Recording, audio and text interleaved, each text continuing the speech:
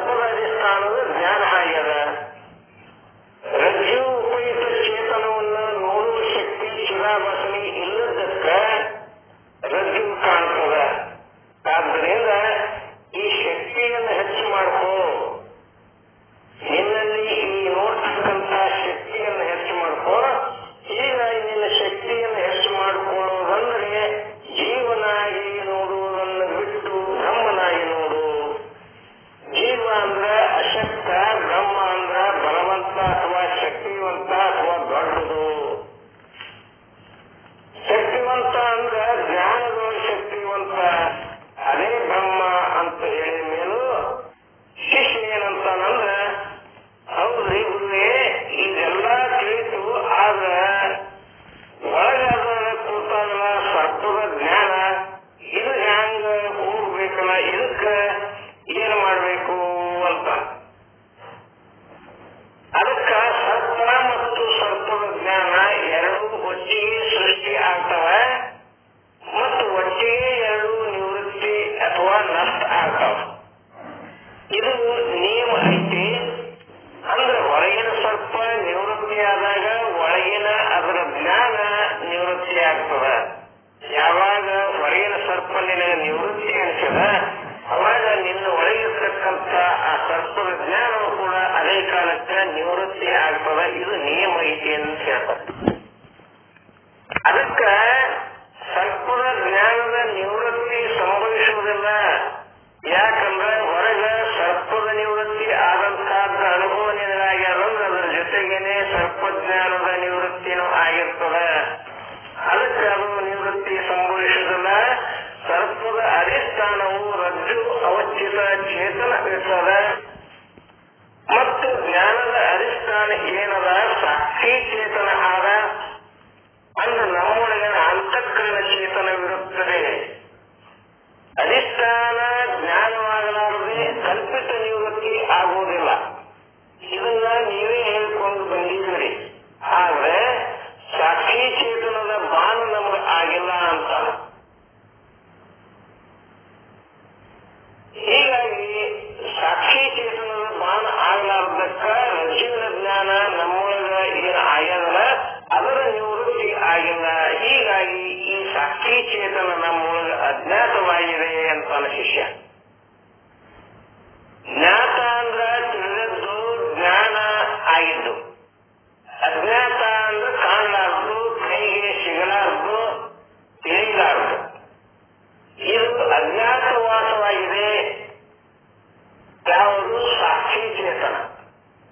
ಸರ್ಪದ ಜ್ಞಾನ ಸಾಕ್ಷಿ ಚೇತನದಲ್ಲಿ ಆಗ್ಯದ.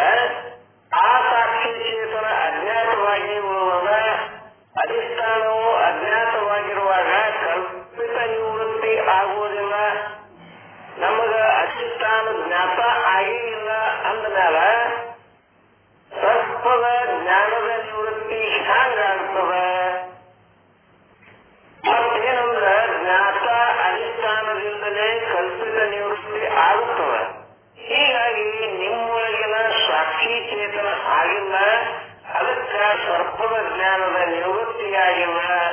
ಸಾಕ್ಷಿ ಚೇತನದ ಜ್ಞಾತ ಆದ್ರ ಸರ್ಪದ ಜ್ಞಾನದ ನಿವೃತ್ತಿ ಆಗ್ತದ ಅಂತ ನನಗ ಅನಿಸ್ಲಾಕತ್ಯದ ಅಂತಾನ ಶಿಷ್ಯ.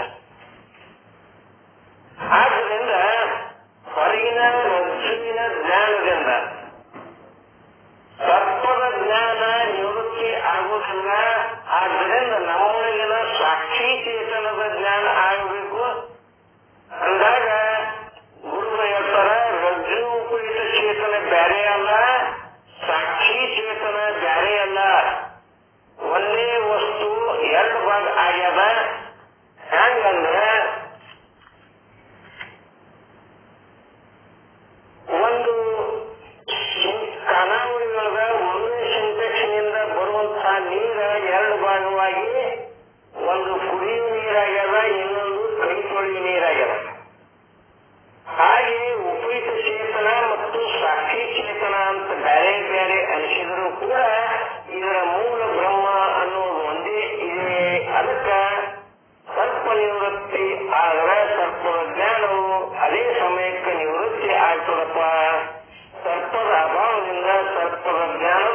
ನಿವೃತ್ತಿ ಆಗ್ತದ. ಇದು ಗುರುವಾಕ್ಯ ಅಂತ. ಎಲ್ಲಿ ತನಕ ಜ್ಞೇಯ ಇರ್ತದೋ ಅಲ್ಲಿ ತನಕ ಜ್ಞಾನ ಇರ್ತದ. ಜ್ಞೇಯವನ್ನು ಆಧರಿಸಿಕೊಂಡು ಜ್ಞಾನ ಇರ್ತದ. ಇಲ್ಲಂದ್ರ ಜ್ಞಾನ ಇರಲ್ಲ. ಜ್ಞೇಯ ಅಂದ್ರ ಸರ್ಪ, ಸರ್ಪವೇ ಇಲ್ಲ ಅಂದ್ರ ಮೇಲೆ ಸರ್ಪದ ಜ್ಞಾನ ಹ್ಯಾಂಗ ತಿಳಿತದ ಉಳಿತದ? ಜ್ಞಾನ ಅಂದ್ರ ಯಾವುದೇ ವಸ್ತು ಅಥವಾ ವಿಷಯ ವಸ್ತುವಿನ ಸಂಪರ್ಕದಲ್ಲಿದ್ದು ಅದರಿಂದ ಏನನ್ನು ಅನುಭವಿಸ್ತೀವಿ ಅದು ಜ್ಞಾನ.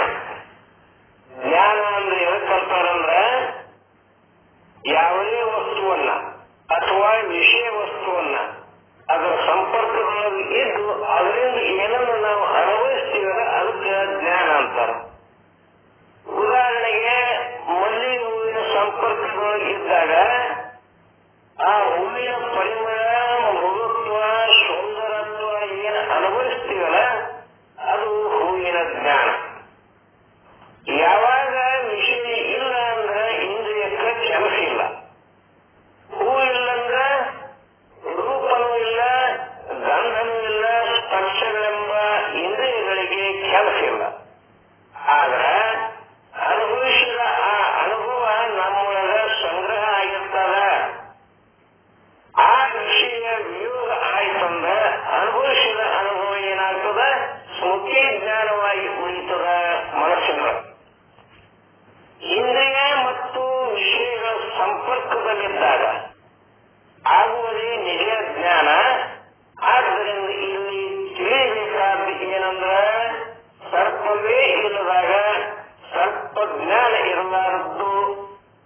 ಇದ್ದರೂ ಕೂಡ ಅದು ಸ್ಮೃತಿ ಜ್ಞಾನ ಮಾತ್ರ. ಈ ಸ್ಮೃತಿ ಜ್ಞಾನದಿಂದ ಸುಖ, ದುಃಖ, ಭಯ ಸಂಭವಿಸುವುದಿಲ್ಲ. ಸಮಾಧಾನ ಹಿಂಗೈತಿ ಏನಂದ್ರ ವಿಷಯದ ಅಧೀನ ಜ್ಞಾನವಿರುತ್ತದೆ. ವಿಷಯದ ಅಧೀನ ಜ್ಞಾನ ಇರ್ತದ. ವಿಷಯದ ಯಾವ ಸರ್ಪ ಅಭಾವ ಆಗ್ತದೋ ಅದರ ಅಂದ್ರ ಸರ್ಪದ ಜ್ಞಾನದ ನಿವೃತ್ತಿ ಆಗಿರ್ತದೆ. ಜ್ಞೇಯ ಅಂದ್ರ ಸರ್ಪವಾದ್ದರಿಂದ ಜ್ಞೇಯ ಇಲ್ಲ ಅಂದ್ರ ಜ್ಞಾನವೂ ಇಲ್ಲ. ಅದಕ್ಕ ಕಲ್ಪಿತದ ನಿವೃತ್ತಿ ಅಧಿಷ್ಠಾನ ಜ್ಞಾನದ ಹೊರತಾಗಿ ಆಗುವುದಿಲ್ಲ ಅಂತ ನಿನ್ನೆ ಹೇಳಿರಿ. ಇಲ್ಲಿ ಸರ್ಪದ ಜ್ಞಾನಕ್ಕೆ ಅಧಿಷ್ಠಾನ ಸಾಕ್ಷಿ ಚೇತನ ಆದ. ಆದ್ರೂ ನನಗೆ ಸಾಕ್ಷಿ ಚೇತನದ ಜ್ಞಾನ ಆಗಿಲ್ಲ. ಆದ್ದರಿಂದ ಸರ್ಪದ ಜ್ಞಾನದ ನಿವೃತ್ತಿ ಆಗುವುದಿಲ್ಲ ಅಂತ ಮತ್ತೆ ಶಿಷ್ಯ ತನ್ನ ಸಂಶಯನ್ನು ವ್ಯಕ್ತಪಡಿಸ್ತಾನೆ. ಅದಕ್ಕ ಆಗ ಸದ್ಗುರುನಾಥ ಆಯ್ತಪ್ಪ ನಿನ್ನಂತೆ ನಿನ್ನ ಸಂಶಯ ನಿವಾರಣೆ ಮಾಡ್ತೀನಿ ಅಂತ ಹೇಳಿ ಆತ್ಮದರ್ಶನ ಮಾಡಿಕೊಡ್ತಾರ. ನಿವೃತ್ತಿ ಅನ್ನೋದು ಎರಡು ಪ್ರಕಾರದ. ಒಂದು ಅತ್ಯಂತ ನಿವೃತ್ತಿ, ಇನ್ನೊಂದು ಲಯ ರೂಪ ನಿವೃತ್ತಿ. ಅತ್ಯಂತ ನಿವೃತ್ತಿ ಅಂದ್ರೆ ಕಾರಣ ಸಹಿತ ಕಾರ್ಯದ ಲಯ ಆಗ್ತದ. ಮತ್ತ ಲಯ ರೂಪ ನಿವೃತ್ತಿ ಅಂದ್ರ ಅಧಿಷ್ಠಾನದ ಅಜ್ಞಾನ ಅವಶ್ಯ ಇಲ್ಲ. ಲಯ ರೂಪದ ನಿವೃತ್ತಿ ಅಂದ್ರ ವಸ್ತ್ರವನ್ನ ಎಳೆ ತೆಗೆದು ವಸ್ತ್ರ ಇಲ್ಲದಂತೆ ಮಾಡುವುದಕ್ಕ ಲಯ ರೂಪ ನಿವೃತ್ತಿ ಅಂತಾರ. ಅತ್ಯಂತ ನಿವೃತ್ತಿ ಅಂತಂದ್ರ ಬೇರು ಸಮೇತ ಅದನ್ನ ಕಿತ್ತಿ ಹಾಕುದು. ಅದಕ್ಕೆ ಅತ್ಯಂತ ನಿವೃತ್ತಿ ಅಂತಾರ. ಲಯ ರೂಪ ನಿವೃತ್ತಿ ಅಧಿಷ್ಠಾನದಲ್ಲಿ ಅದರ ಅವಶ್ಯಕತೆ ಇಲ್ಲ. ಹೀಗೆ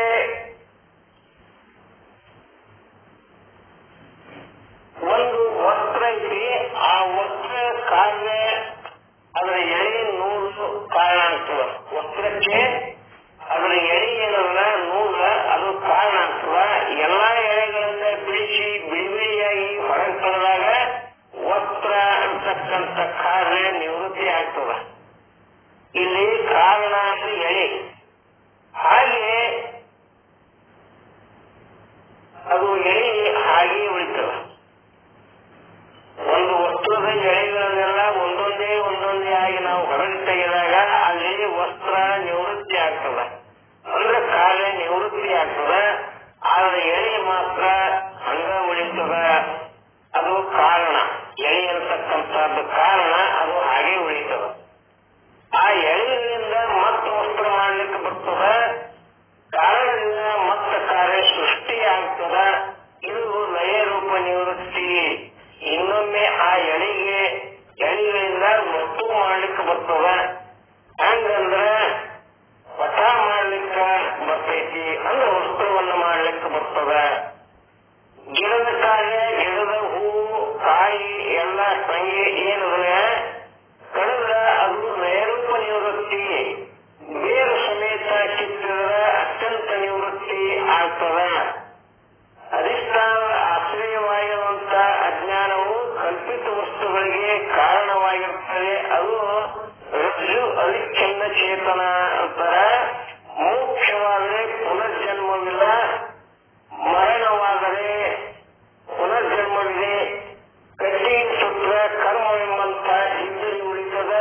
ಜೀವನ್ಮುಕ್ತ ಮರಣ ಹೊಂದಿದ್ರೆ ಕರ್ಪೂರದಂತೆ ಆಗಿರ್ತದ ಆತನ ಮರಣ ಅಥವಾ ದೇಹ. ಇಲ್ಲಿ ಆತನ ಯಾವುದೇ ಪುನರ್ಜನ್ಮದ ವಾಸನೆ ಉಳಿದಿರಲಿಲ್ಲ. ಹಂಗ ಕಾರಣದಲ್ಲಿಯ ಲಯರೂಪವಾದಂತ ಯಾವ ನಿವೃತ್ತಿ ಇರುವುದೋ ಅದು ಅಧಿಷ್ಠಾನದ ಜ್ಞಾನ ಇಲ್ಲದಿದ್ರೆ ಕೂಡ ಆಗುತ್ತದೆ. ಲಯರೂಪ ನಿವೃತ್ತಿಗೆ ಅಧಿಷ್ಠಾನ ಜ್ಞಾನದ ಅವಶ್ಯಕತೆ ಇಲ್ಲ. ಹುಟ್ಟು, ಸಾವು, ಮಲಗುವುದು, ಏಳುವುದು, ಉಣ್ಣುವುದು, ತಿನ್ನುವುದು ಇದಕ್ಕೆಲ್ಲ ಬ್ರಹ್ಮಜ್ಞಾನ ಬೇಕಾಗಿಲ್ಲ. ಅದು ಹೇಗಂದ್ರ ಅಧಿಷ್ಠಾನದ ಜ್ಞಾನವಿಲ್ಲದೆ ಸುಷುಪ್ತಿಯಲ್ಲಿ ಸರ್ವಕಾಲದಲ್ಲಿ ಅಜ್ಞಾನದ ಲಯವಾಗಿರ್ತದ.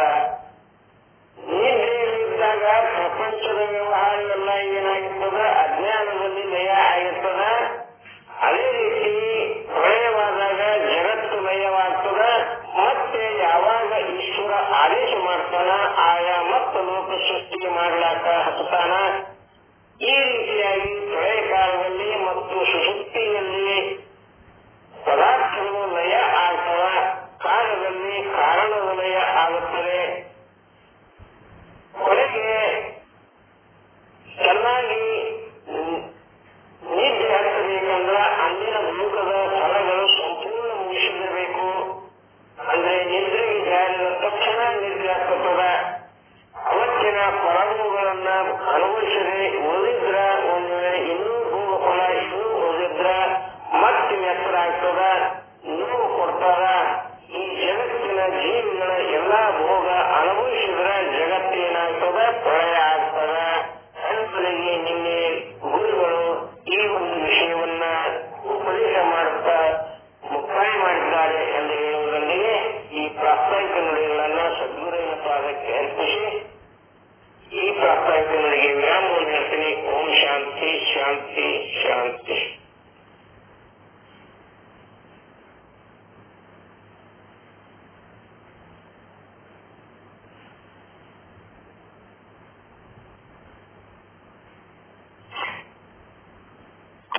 ಇದುವರೆಗೂ ಪ್ರಾಸ್ತಾವಿಕ ನುಡಿಯನ್ನು ತುಂಬಾ ಚೆನ್ನಾಗಿ ತಿಳಿಸಿಕೊಟ್ಟಿರ್ತಕ್ಕಂಥ ಶುದ್ಧ ಬ್ರಹ್ಮನಿಷ್ಠ ಗಂಗಾಧರ ಜಾಲಿಮಿಂಚಿ ಗುರುಗಳಿಗೆ ಹೃತ್ಪೂರ್ವಕ ಅಭಿನಂದನೆಗಳು. ಇನ್ನು ವಸ್ತು ನಿರ್ದೇಶರ ಪ್ರಮಾಣದ ಗುರು ಬ್ರಹ್ಮ, ಗುರು ವಿಷ್ಣು, ಗುರುದೇವೋ ಮಹೇಶ್ವರ, ಗುರು ಸಾಕ್ಷಾತ್ ಪರಬ್ರಹ್ಮ ತಸ್ಮೈ ಶ್ರೀ ಗುರುವೇ ನಮಃ. ಗುರುವೇ ಸರ್ವಲೋಕಾನಾಂ ವಿಷವೇ ರೋಗಿನಾಂ ನಿರಯೋ ಸರ್ವ ವಿದ್ಯಾನಾಂ ದಕ್ಷಿಣಾಮೂರ್ತಯೇ ನಮೋ ನಮಃ.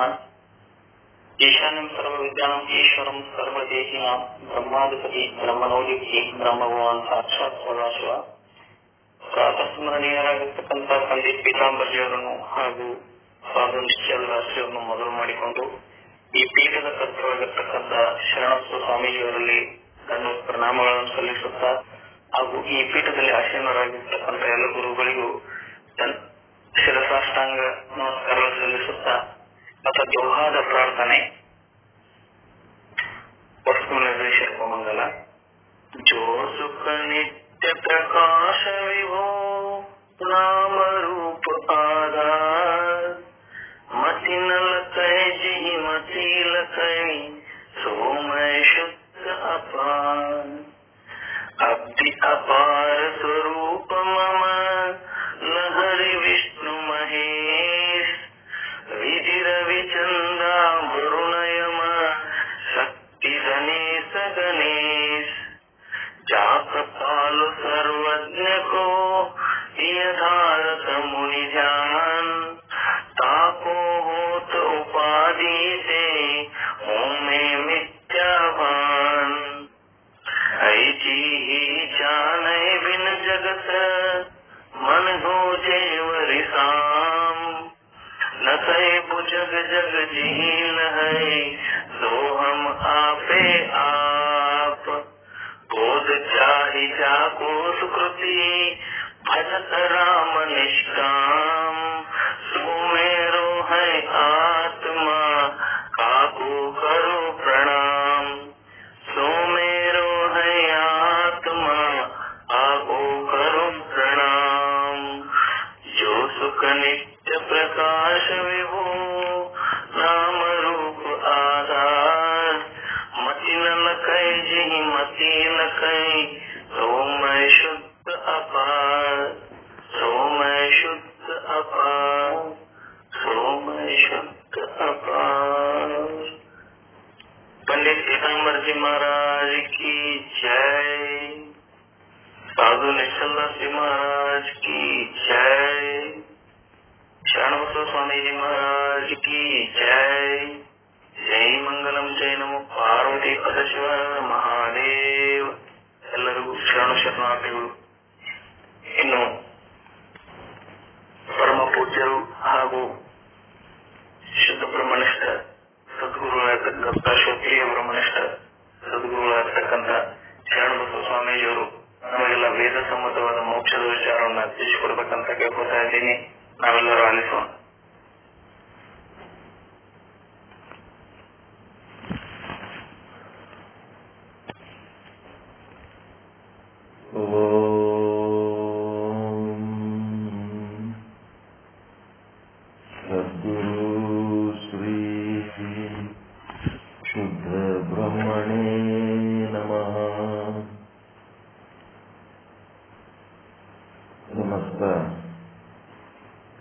ಶುದ್ಧ ಬ್ರಹ್ಮ ಸ್ವರೂಪರಲ್ಲಿ ಅನಂತ ಅನಂತ ಪ್ರಣಾಮಗಳು. ಶ್ರೀ ವಿಚಾರ ಸಾಗರ ಹಾಗೂ ನಿಶ್ಚಲದಾಸಿಯವರ ಕೃತಿ ತರಂಗ 4 ಉತ್ತಮಾಧಿಕಾರಿಯಾದ ತತ್ವದೃಷ್ಟಿಗೆ ಉಪದೇಶ ನಡೆದಿದೆ. ವಿಷಯಾಂಕ 140. ಕೇಳಿಸ್ತಾ ಇದೆ? ಮ್ಯೂಟ್ ಮಾಡಿ ಹೇಳ್ತಾ ಇದ್ದೀನಿ. ಮ್ಯೂಟ್ ಆನ್ ಮಾಡಿಲ್ಲ.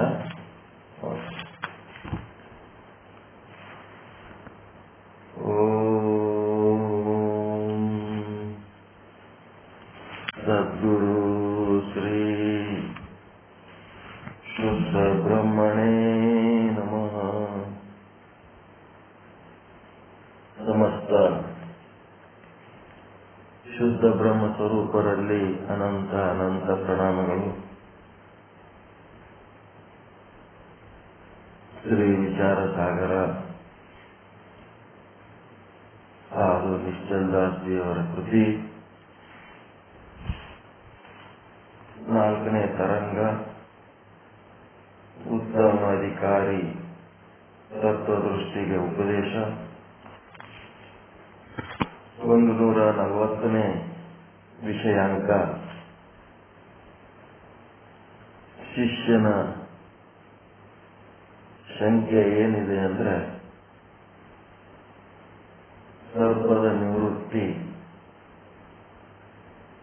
ಹೊರಗಡೆ ಇರುವಂತಹ ಸರ್ಪದ ನಿವೃತ್ತಿಗೆ ಸರ್ಪದ ಅಧಿಷ್ಠಾನವಾದ ರಜ್ಜು ಮತ್ತು ರಜ್ಜು ಉಭಯಿತ ಚೇತನಗಳ ಪ್ರತೀತಿ ಆದ ಕಾರಣ ಸರ್ಪದ ನಿವೃತ್ತಿ ಆಗಿದೆ ಅಂತ ಅರ್ಥ ಆಯ್ತು. ಸರ್ಪಕ್ಕೆ ಅಧಿಷ್ಠಾನ ವಸ್ತು ರಜ್ಜು ಮತ್ತು ರಜ್ಜು ಉಭಯಿತ ಚೇತನ ಒಟ್ಟಿಗೆ ಇದ್ದು ಸರ್ಪದ ನಿವೃತ್ತಿ, ರಜ್ಜುವಿನ ಜ್ಞಾನ ಆಗಿ ಸರ್ಪದ ನಿವೃತ್ತಿ ಆಯಿತು ಅಂತ ಗೊತ್ತಾಯಿತು.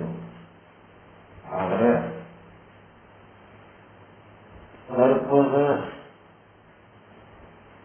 ನಿವೃತ್ತಿ ಹೊರಗಡೆ ಇದ್ದದ್ದು ಆಯ್ತು, ಹೊರಗಡೆ ಇರುವ ರಜ್ಜುವಿನ ಜ್ಞಾನ ಆಗಿದ್ದಕ್ಕ. ಆದ್ರೆ ಸರ್ಪದ ಜ್ಞಾನ ಎಲ್ಲಾಗ್ಯದಂದ್ರ ಒಳಗಾಗ್ಯದ, ಅಂತಃಕರಣದ ಒಳಗಾಗ್ಯದ. ಆ ಅಂತಃಕರಣಕ್ಕ ಅಧಿಷ್ಠಾನ ಅಂತಃಕರಣ ಉಪಯುಕ್ತ ಚೇತನ ಅಥವಾ ಸಾಕ್ಷಿ ಚೇತನ ಅಂತ ಹೇಳ್ಕೊಂಡು ಬಂದಿರಿ. ಅಧಿಷ್ಠಾನದ ಜ್ಞಾನವಾದರೇನೆ ಅಧ್ಯಸ್ಥ ವಸ್ತು ಅಭಾವವಾಗ್ತದೆ ಅಂತ ಹೇಳಿರಿ. ಈಗ ಸಮಸ್ಯೆ ಏನದ ಅಂತಂದ್ರೆ ಸರ್ಪದ ಜ್ಞಾನನೇ ಅಧ್ಯಸ್ಥ ವಸ್ತು ಆಗ್ಯದ, ಅದರ ಅಧಿಷ್ಠಾನ ಸಾಕ್ಷಿ ಚೇತನ ಅಥವಾ ಅಂತಃಕರಣ ಉಪಯುಕ್ತ ಚೇತನ ಅಂತ ಹೇಳಿರಿ. ಈ ಸಾಕ್ಷಿ ಚೇತನದ ಬಗ್ಗೆ ಇಲ್ಲಿ ತನಕ ಯಾವ ಪ್ರಸ್ತಾಪವನ್ನು ಮಾಡಿಲ್ಲ. ಆ ಸಾಕ್ಷಿ ಚೇತನ ಇನ್ನೂ ನಮಗೆ ಅಜ್ಞಾತವಾಗಿಯೇ ಉಳಿದಿದೆ, ಜ್ಞಾತವಾಗಿಲ್ಲ. ಈ ಅಜ್ಞಾತವಾದಂತ ಸಾಕ್ಷಿ ಚೇತನ ಎಲ್ಲಿ ತನಕ ಇರ್ತದ ಅಲ್ಲಿ ತನಕ ನಮ್ಮ ಸರ್ಪದ ಜ್ಞಾನ ಹಾಗೇ ಇರ್ತದಂತ ನಮ್ಮದೊಂದು ಶಂಕೆ. ನಮಗ ಸಾಕ್ಷಿ ಚೇತನದ ಜ್ಞಾನ ಮಾಡಿಕೊಂಡಾಗಲೇ ಸರ್ಪದ ಜ್ಞಾನ ನಿವೃತ್ತಿ ಆಗ್ತದಂತ ಒಂದು ವಿಚಾರ. ಹೀಗಾಗಿ ಸರ್ಪದ ಜ್ಞಾನದ ಅಭಾವ ಮಾಡ್ಕೋಬೇಕಾದ್ರೆ ಸಾಕ್ಷಿ ಚೇತನದ ಬಗ್ಗೆ ತಿಳ್ಕೋಬೇಕಾಗಿದೆ, ತುಂಬಾ ಅವಶ್ಯಕತೆ ಆದಂತ ನಮ್ಗೆ ಅನಿಸ್ಲಿಕ್ಕತ್ತದ ಅಂತ ಹೇಳಿ 140ನೇ ವಿಷಯಾಂಕದಲ್ಲಿ ಇದು 50ನೇ ದೋಹಕ್ಕೆ ಸಂಬಂಧಪಟ್ಟದ್ದು, ಅನಿರ್ವಚನೀಯ ಖ್ಯಾತಿಗೆ ಸಂಬಂಧಪಟ್ಟದ್ದು. ಸರ್ಪದ ಅಭಾವದಿಂದ ಸರ್ಪದ ಜ್ಞಾನದ ನಿವೃತ್ತಿ ಆಗ್ತದ ಅಂತ ಗುರುಗಳು ಹೇಳಕತ್ತ. ಸರ್ಪದ ಜ್ಞಾನದ ಅಭಾವಕ್ಕ ಶಿಷ್ಯನ ಗುರಿ ಏನದ ಅಲ್ಲಿ? ಸರ್ಪದ ಜ್ಞಾನದ ಅಭಾವಕ್ಕ ಏನ್ ಅವಶ್ಯಕತೆ ಆದ ಅಂತ ನಾವು ಅಂತಃಕರಣ ಉಪಯುಕ್ತ ಚೇತನ ಅಥವಾ ಸಾಕ್ಷಿ ಚೇತನ ಅದಕ್ಕೆ ಅಧಿಷ್ಠಾನ ಆದ. ಆ ಅಧಿಷ್ಠಾನ ವಸ್ತುವಿನ ಜ್ಞಾನ ಆದ್ರೆ ಅಧ್ಯಸ್ಥ ವಸ್ತು ಬಾಧ ಆಗ್ತದ ಅನ್ನೋದು ಶಿಷ್ಯನ ಮನದ ಇಂಗಿತ. ಆದ್ರ ಇಲ್ಲಿ ಗುರುನಾಥ ಸಮಾಧಾನ, ಒಂದನೇ ರೀತಿಯ ಸಮಾಧಾನ ಹೇಳಕತ್ತಾನ. ಯಾವಾಗ ಸರ್ಪದ ನಿವೃತ್ತಿ ಆಗ್ತದ, ಸರ್ಪದ ಅಭಾವ ಆಗ್ತದ, ಆವಾಗ ಅದೇ ಕ್ಷಣನ ಸರ್ಪದ ಜ್ಞಾನದ ನಿವೃತ್ತಿ ಆಗ್ತದೆ. ಸರ್ಪದ ಜ್ಞಾನದ ನಿವೃತ್ತಿ, ಸರ್ಪನೇ ಇಲ್ಲ ಅಂದ್ಮೇಲೆ ಸರ್ಪದ ಜ್ಞಾನದ ನಿವೃತ್ತಿ ಯಾಕಿರ್ತದ? ಅದಕ್ಕ ಇಲ್ಲಿ ನಾನು ಒಂದು ದೃಷ್ಟಾಂತ ಕೊಟ್ಟಿದ್ದೆ. ಒಂದು ಹುಡುಗಿನ ಪ್ರೀತಿ ಮಾಡ್ಯಾನ ಒಬ್ಬ ಹುಡುಗ. ಆದರೆ ಅವನ ಭೋಗದಲ್ಲಿ ಅವಳು ಇಲ್ಲದ ಕಾರಣ ಅವಳು ಬೇರೆ ಯಾರನ್ನ ಮದುವೆ ಮಾಡಿಕೊಂಡು ಹೋದ್ರು.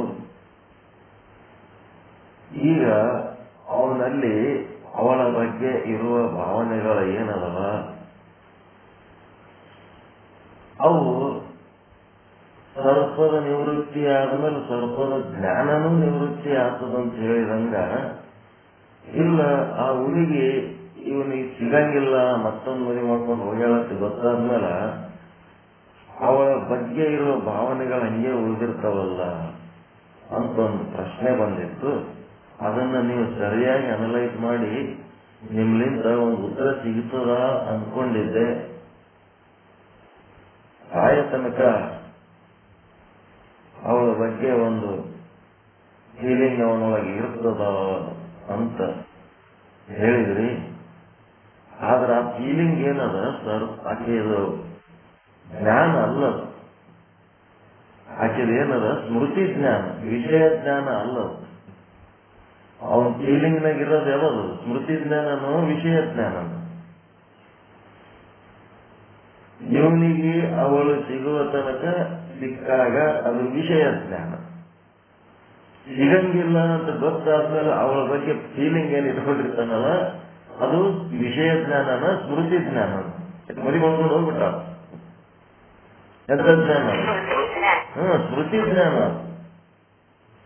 ಸ್ಮೃತಿಯೊಳಗೆ ಏನೆಲ್ಲ ಇರ್ಬೋದು, ಏನೆಲ್ಲ ಇರ್ಲಾರ್ದಂಗ ಆಗ್ಬೋದು. ಆ ಸ್ಮೃತಿ ಜ್ಞಾನ ಹೆಂಗದಂತಂದ್ರ ನಿಮ್ಮ ಶಕ್ತಿ ಮತ್ತು ನಿಮ್ಮ ಅಶಕ್ತತೆಗಳನ್ನ ಅವಲಂಬಿಸಿ ಅದು. ಯಾವುದು ನೆನಪಾಗಿ ಇಟ್ಕೋಬಾರ್ದು ಅಂತ ನೀವು ಮನಸ್ಸು ಮಾಡಿದ್ರೆ ಅಂದ್ರೆ ಜಾಡಿಸಿ ಬಿಸಾಕ್ಲಕ್ ಬರ್ತದಿಲ್ಲ. ಏನ ಹಂಗೆ ನೀವು ಬ್ಯಾಡ್ ಅಂದ್ರೂ ಹಂಗೆ ಬರ್ತದ ಅದು ಮತ್ತೆ ಮತ್ತೆ ನೆನಪಿಗೆ ಬರ್ತದ. ನಿಮ್ಮ ಸ್ಮೃತಿ ಜ್ಞಾನದಿಂದ ಅದನ್ನ ಮತ್ತೆ ಬಿಡ್ತೀವಿ. ಬೇಡ, ಅದ್ರ ಬಗ್ಗೆ ವಿಷಯನೇ ಬೇಡ, ಅದರ ಚರ್ಚೆನೇ ಬೇಡ ಅನ್ನೋದು ಸ್ಮೃತಿ ಜ್ಞಾನ, ಅದು ವಿಷಯ ಜ್ಞಾನ ಅಲ್ಲ. ವಿಷಯ ಜ್ಞಾನಕ್ಕ ಸ್ಮೃತಿ ಜ್ಞಾನಕ್ಕ ಏನಂದ್ರೆ ವ್ಯತ್ಯಾಸ, ಯಾವಾಗ ಇಂದ್ರಿಯ ಮತ್ತು ವಿಷಯ ಎರಡೂ ಸಂಪರ್ಕದಲ್ಲಿ ಇರ್ತಾವೋ ಆವಾಗ ಅದಕ್ಕೆ ವಿಷಯ ಜ್ಞಾನ ಅಂತಾರೆ. ಯಾವಾಗ ಆ ಇಂದ್ರಿಯ ಮತ್ತು ವಿಷಯಗಳು ವಿಯೋಗವಾಗ್ತವೋ ಆದಾಗ ಅಲ್ಲಿ ಏನಾಗ್ತದ ಅಂತಂದ್ರೆ ಸ್ಮೃತಿ ಜ್ಞಾನ ಆಗ್ತದೆ. ಆ ವಿಷಯಕ್ಕೆ ಸಂಬಂಧಪಟ್ಟಂತೆ ಸ್ಮೃತಿ ಜ್ಞಾನ ಆಗ್ತದೆ. ಈಗ ಒಂದು ಬೆಕ್ಕು ಹಿಂಗೆ ಮನೆಯಾಗ ಅಡ್ಡಾಡ್ಕೊತ ಬಂದಾಗ ಅಕಸ್ಮಾತ್ ಒಂದು ಇಲಿ ಬಂತಪ್ಪ ಅಂದ್ರೆ ಅದನ್ನ ಹಿಡಿದ್ಬಿಡ್ತು. ಹಿಡ್ಕೊಂಡು ಹೋದ್ಮೇಲೆ ಮುಂದೆ ಒಂದು ವಾರದ ತನಕ ಆ ಬೆಕ್ಕ ಏನ್ ಮಾಡ್ತಿರ್ತದ, ಅದು ಎಲ್ಲಿ ಇಲಿ ಸಿಕ್ಕಲ್ಲ ಅಲ್ಲಿ ಬಂದು ಕುಂದರ್ಲಿಕ್ಕೆ ಹಚ್ಬಿಡ್ತು. ಅಯ್ಯೋ ಇಲ್ಲಿ ಇರಂಗ್ ಕಾಣ್ತದ, ಇಲಿಗಳು ಇಲ್ಲಿ ಓಡಾಡ್ತಾವ, ಇಲ್ಲಿ ನನಗೆ ಆಹಾರ ಸಿಗ್ತದಂತೆ ಅದು ಬರ್ತದೆ. ಈಗ ಅದು ಬೆಕ್ಕ ಆ ಇಲಿ ಹಿಡಿದಾಗ ಅದು ವಿಷಯ ಜ್ಞಾನ. ಅಲ್ಲಿ ಇಲಿ ಸಿಗ್ತಾವಕ್ಕೆ ಮತ್ ಬಂದು ಅದೇ ಮೂಲಕ್ಕೆ ಕುಂದರ್ಲಕ್ಕತ್ತದಲ್ಲ, ಅದೇನದು ಸ್ಮೃತಿ ಜ್ಞಾನ. ಹೌದಾ ಇಲ್ಲ? ಅದಕ್ಕೆ ಸ್ಮೃತಿ ಜ್ಞಾನ ಅದು ಹೊರತು ವಿಷಯ ಜ್ಞಾನ ಅಲ್ಲ. ಸ್ಮೃತಿ ಜ್ಞಾನ ನಿಮ್ಮ ಅಂತಃಕರಣದ ಶಕ್ತಿ, ನಿಮ್ಮ ಇಚ್ಛಾಶಕ್ತಿ, ಜ್ಞಾನ ಶಕ್ತಿ, ಕ್ರಿಯಾಶಕ್ತಿಯನ್ನು ಅವಲಂಬಿಸಿರ್ತದೆ. ಸ್ಮೃತಿಯೊಳಗೆ ಏನ್ ಇಟ್ಕೋಬೇಕು, ಏನ್ ಇಟ್ಕೋಬಾರ್ದು, ಏನ್ ಮರಿಬೇಕು, ಏನ್ ಮರಿಬಾರ್ದು, ಅದು ನಿಮಗ್ ಬಿಟ್ಟಿರ್ತದೆ. ಇಲ್ಲಿ ಸರ್ಪದ ಅಭಾವದಿಂದ ಸರ್ಪದ ಜ್ಞಾನ ನಿವೃತ್ತಿ ಆಗುತ್ತೆ. ಸರ್ಪದ ಏನಾಯ್ತು, ಬೆಳಕು ಬಂತು, ಬೆಳಕು ಬಂದ ಕೂಡಲೇ ಆ ಸರ್ಪ ನಿವೃತ್ತಿ ಆಯ್ತು, ರಜ್ಜುವಿನ ಜ್ಞಾನ ಆಯ್ತು. ಹೀಗಾಗಿ ಸರ್ಪದ ಅಭಾವ ಆಯ್ತು. ಸರ್ಪದ ಅಭಾವ ಆದ್ಮೇಲೆ ಆ ಸರ್ಪಕ್ಕೆ ಸಂಬಂಧಪಟ್ಟಂತೆ ಕತ್ತಲಲ್ಲಿ ಏನ್ ಭಯ ಪಡ್ತಿದ್ರಿ, ಸರ್ಪದ ಜ್ಞಾನ ನಿಮಗೆ ಏನ್ ಆಗ್ಲಕತ್ತಿತ್ತು, ಆ ಸರ್ಪದ ಜೊತೆಗೆ ಅದರ ಜ್ಞಾನ ಅಭಾವ ಆಯ್ತಾ ಇಲ್ಲ? ಸುಮ್ಮನೆ ಗಾಬರಿ ಗಂಜಿದ್ ನೋಡಪ್ಪ, ಹಾಕಿದ ಸಲುವಾಗಿ ಎಂಥ ಪರಿ ದುಃಖ ಪಟ್ಟೆ, ಎಂಥ ಪರಿ ಅತ್ತೆ ಅಂತ ಹೇಳಿ ಅಂತಿರ್ತಿರೋ. ಇಲ್ಲರಿ, ಆ ಸರ್ಪ ಭಾರಿ ಇತ್ತು, ಆ ಸರ್ಪದನ್ನಂಗ ಮರಿಲಿಕ್ಕೆ ಆಗ್ತದೇ ಇಲ್ಲ, ಬೆಳಕು ಮಾಡಿ ಅಡ್ಡ ತೋರಿಸಿದ್ರು ಹಂಗೆ ಅಂತಿರ್ತೀರಿ ಅನ್ನೋದು. ಸರ್ಪ ನಮ್ಮ ತಲೆಗಿಂದ ಹೋಗಲ್ದು ಅಂತಂದ್ರೆ ಅದು ಯಾರ ಮೂರ್ಖತನ? ಅದು ಬೆಳಕು ಮಾಡಿ ಅಡ್ಡ ತೋರಿಸಿದ ಮೇಲೂ ಆ ಸರ್ಪ ನನಗೆ ಹಂಗೆ ನೆನೆಸ್ಕೊಂಡು ಅಂದಿದ್ದೀನಿ ಅಂತಂದ್ರೆ ಅದು ಎಂತ ಜ್ಞಾನ? ಅದು ವಿಷಯ ಜ್ಞಾನ ಅಲ್ಲ, ಅದು ಸ್ಮೃತಿ ಜ್ಞಾನ. ಸ್ಮೃತಿ ಜ್ಞಾನದಾಗ ಇಟ್ಕೊಂಡು ಅಳ್ತೀನಿ ಅಂದಿದ್ದೀನಿ ಅಂತಂದ್ರೆ ಅದು ದಡ್ಡತನ, ಅಶಕ್ತತೆ, ಮೂರ್ಖತನ. ಅದಕ್ಕ ಸರ್ಪದ ಅಭಾವದಿಂದ ಸರ್ಪದ ಜ್ಞಾನದ ನಿವೃತ್ತಿಯಾಗುತ್ತದೆ. ಜ್ಞೇಯ ವಸ್ತು ಇರುತ್ತದೆಯೋ, ಎಲ್ಲಿಯ ತನಕ ಜ್ಞೇಯ ವಸ್ತು ಇರುತ್ತದೆಯೋ ಅಲ್ಲಿಯ ತನಕ ಮಾತ್ರ ಜ್ಞಾನವಿರುತ್ತೆ. ಇರುತ್ತದೆ. ನಾಲಿಗೆ ಮೇಲೆ ಕಲ್ಲು ಸಕ್ಕರೆ ಗುರುಗಳು ಭೇಟಿಯಾದಾಗ ಒಂದು ಕಲ್ಲು ಸಕ್ಕರೆ ತುಂಬಿಕೊಡ್ತಾರೆ. ಆ ಕಲ್ಲು ಸಕ್ಕರೆ ಆಶೀರ್ವಾದ ತಗೊಂಡು ಬಾಯಿಗೆ ಹಾಕೊಂಡ್ಬಿಡ್ತೀರಿ. ಅದು ಕಲ್ಲು ಸಕ್ಕರೆ ಬಾಯಿಗೆ ಹಾಕೊಂಡ್ಮೇಲೆ ಏನಾಗ್ತದ? ಆ ನಾಲಿಗೆ ಮೇಲೆ ಕಲ್ಲು ಸಕ್ಕರೆ ಇರುವ ತನಕ ಆ ಸವಿಯನ್ನು ಏನು ಅನುಭವಿಸ್ತಿರಲ್ಲ, ಅದು ವಿಷಯ ಜ್ಞಾನ. ಕಲ್ಲು ಸಕ್ಕರೆ ಕರೆಗೆ ಆದ್ಮೇಲೂ ನಾಲಿಗೆ ರುಚಿಯನ್ನು ಅನುಭವಿಸ್ತಿರ್ತದೆ. ಅದೆಂಥದ್ದು? ಕಲ್ಲು ಸಕ್ಕರೆ ಇಲ್ಲ ಅಲ್ಲಿ, ಆದರೂ ಕಲ್ಲು ಸಕ್ಕರೆ ಅನುಭವಿಸಿರ್ತದೆ ಅದು ಸವಿಯನ್ನು. ಅದೇನದು? ಸ್ಮೃತಿ ಜ್ಞಾನ. ಜ್ಞೇಯ ವಸ್ತು ಇರುವ ತನಕ ಇಲ್ಲಿ ಹೇಳ್ತಾ ಇರೋದು ಯಾವುದು? ವಿಷಯ ಜ್ಞಾನದ ಬಗ್ಗೆ ಹೇಳಕತ್ತ, ಸ್ಮೃತಿ ಜ್ಞಾನದ ಬಗ್ಗೆ ಅಲ್ಲ. ಎಲ್ಲಿಯ ತನಕ ಜ್ಞೇಯ ವಸ್ತು ಇರುತ್ತದೆ, ಜ್ಞೇಯ ಅಂದ್ರೆ ಸರ್ಪ, ಅಲ್ಲಿಯ ತನಕ ಮಾತ್ರ ಜ್ಞಾನ ಇರುತ್ತದೆ. ಎಂತ ಜ್ಞಾನ? ವಿಷಯ ಜ್ಞಾನ. ಪೆನ್ನು ಇರುವ ತನಕ ಪೆನ್ನಿನ ಜ್ಞಾನ ಇರುತ್ತದೆ. ಜ್ಞೇಯವನ್ನು ಆಧರಿಸಿಕೊಂಡು ಜ್ಞಾನ ಇರುತ್ತದೆ. ಜ್ಞೇಯವನ್ನು ಆಧರಿಸಿಕೊಂಡು ಜ್ಞಾನ. ಜ್ಞೇಯ ಇಲ್ಲ ಅಂತಂದ್ರೆ ಜ್ಞಾನನೂ ಇಲ್ಲ. ಜ್ಞೇಯ ಇಲ್ಲ ಅಂದ್ರೆ ಜ್ಞಾನ ಇರಲ್ಲ. ಇಲ್ಲಿ ಜ್ಞೇಯ ಯಾವುದು ಅಂದ್ರೆ ಸರ್ಪ. ಸರ್ಪದೇ ಇಲ್ಲವೆಂದ ಬಳಿಕ ಸರ್ಪದ ಜ್ಞಾನವಾದರೂ ಹೇಗಾಗುತ್ತದೆ? ಸರ್ಪದ ಜ್ಞಾನ ಹೆಂಗಾಗ್ಲಿಕ್ಕತ್ತಿತ್ತು? ನಿಮಗೆ ಸರ್ಪ ತುಳಿದೀನಿ ಅಂತ ಅಂಜಿಕೆ ಬರ್ಲಕತ್ತಿತ್ತು. ಸರ್ಪ ನನಗೆ ಕತ್ತದ ಕಟ್ಟದ, ನಾನು ಸಾಯ್ಲಕತ್ತೀನಿ ಅಂತ ನಿಮಗೆ ಭಯ ಆಗ್ಲಕತ್ತಿತ್ತು. ಅದೆಲ್ಲ ಸರ್ಪದ ಜ್ಞಾನ ಆಗ್ಲಕತ್ತಿತ್ತು. ಯಾವಾಗ ಬೆಳಕು ಮಾಡಿದ ಕೂಡಲೇ ಸರ್ಪ ಹೋಯ್ತು, ಹಗ್ಗ ಅಂತ ಗೊತ್ತಾಯ್ತು, ಅವಾಗ ಮಾತಾಡ್ತೇವೆ ನಾವು.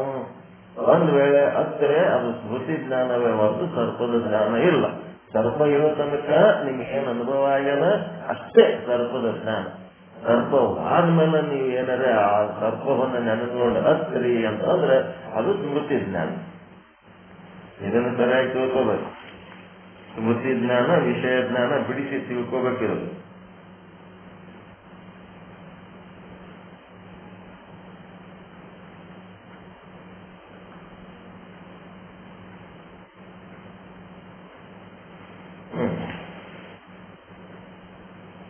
ಬೇರ್ಪಡಿಸಿ ತಿಳ್ಕೊಳ್ಳುವಂಥದ್ದು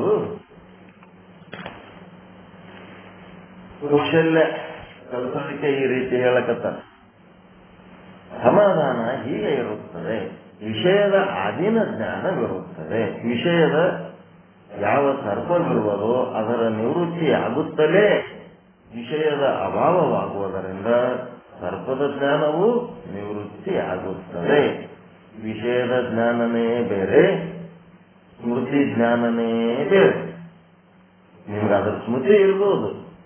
25 ವರ್ಷದ ನಂತರನು ಅದೇ ಜಾಗಕ್ಕೆ ಬಂದಿರಂದ್ರೆ ಇಲ್ಲೊಂದು ಹಗ್ಗ ಬಿದ್ದಿತ್ತಪ್ಪ, ಹಿಂಗ ನಮ್ಗ ಅದು ತೂದ್ ಬಿಟ್ಟೆ ಕಷ್ಟಲ್ದಾಗ ಅಂತೇಳಿ ಇಲ್ಲೇ ಕಟ್ಟಿ ಮೇಲೆ ಕೂತಿದ್ದೆ, ಹಿಂಗ್ ಬಂದ್ರು ಹಿಂಗಾಯ್ತು ಅಂತೇಳಿ ನೀವು 25 ವರ್ಷದ ನಂತರ ಅದ್ರ ಕಥೆ ಹೇಳ್ಬೋದು. ಹೇಳಿದ್ರೆ ಅದೇನದ? ಸ್ಮೃತಿ ಜ್ಞಾನ, ವಿಷಯ ಜ್ಞಾನ ಅಲ್ಲ.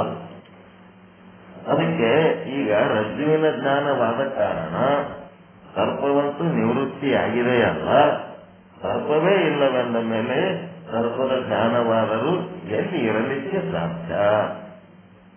ಜ್ಞೇಯ ರೂಪ ಸರ್ಪ ಇದ್ದರೆ ತಾನೇ ಜ್ಞಾನವಿರಲು ಸಾಧ್ಯ. ಜ್ಞಾನ ಅಂತಂದ್ರೆ ಆಮೇಲಿಂದ ನಿಮ್ಗೆ ಏನೇನು ಪರಿಣಾಮ ಆಗಬೇಕೋ ಅದೇ ಜ್ಞಾನ.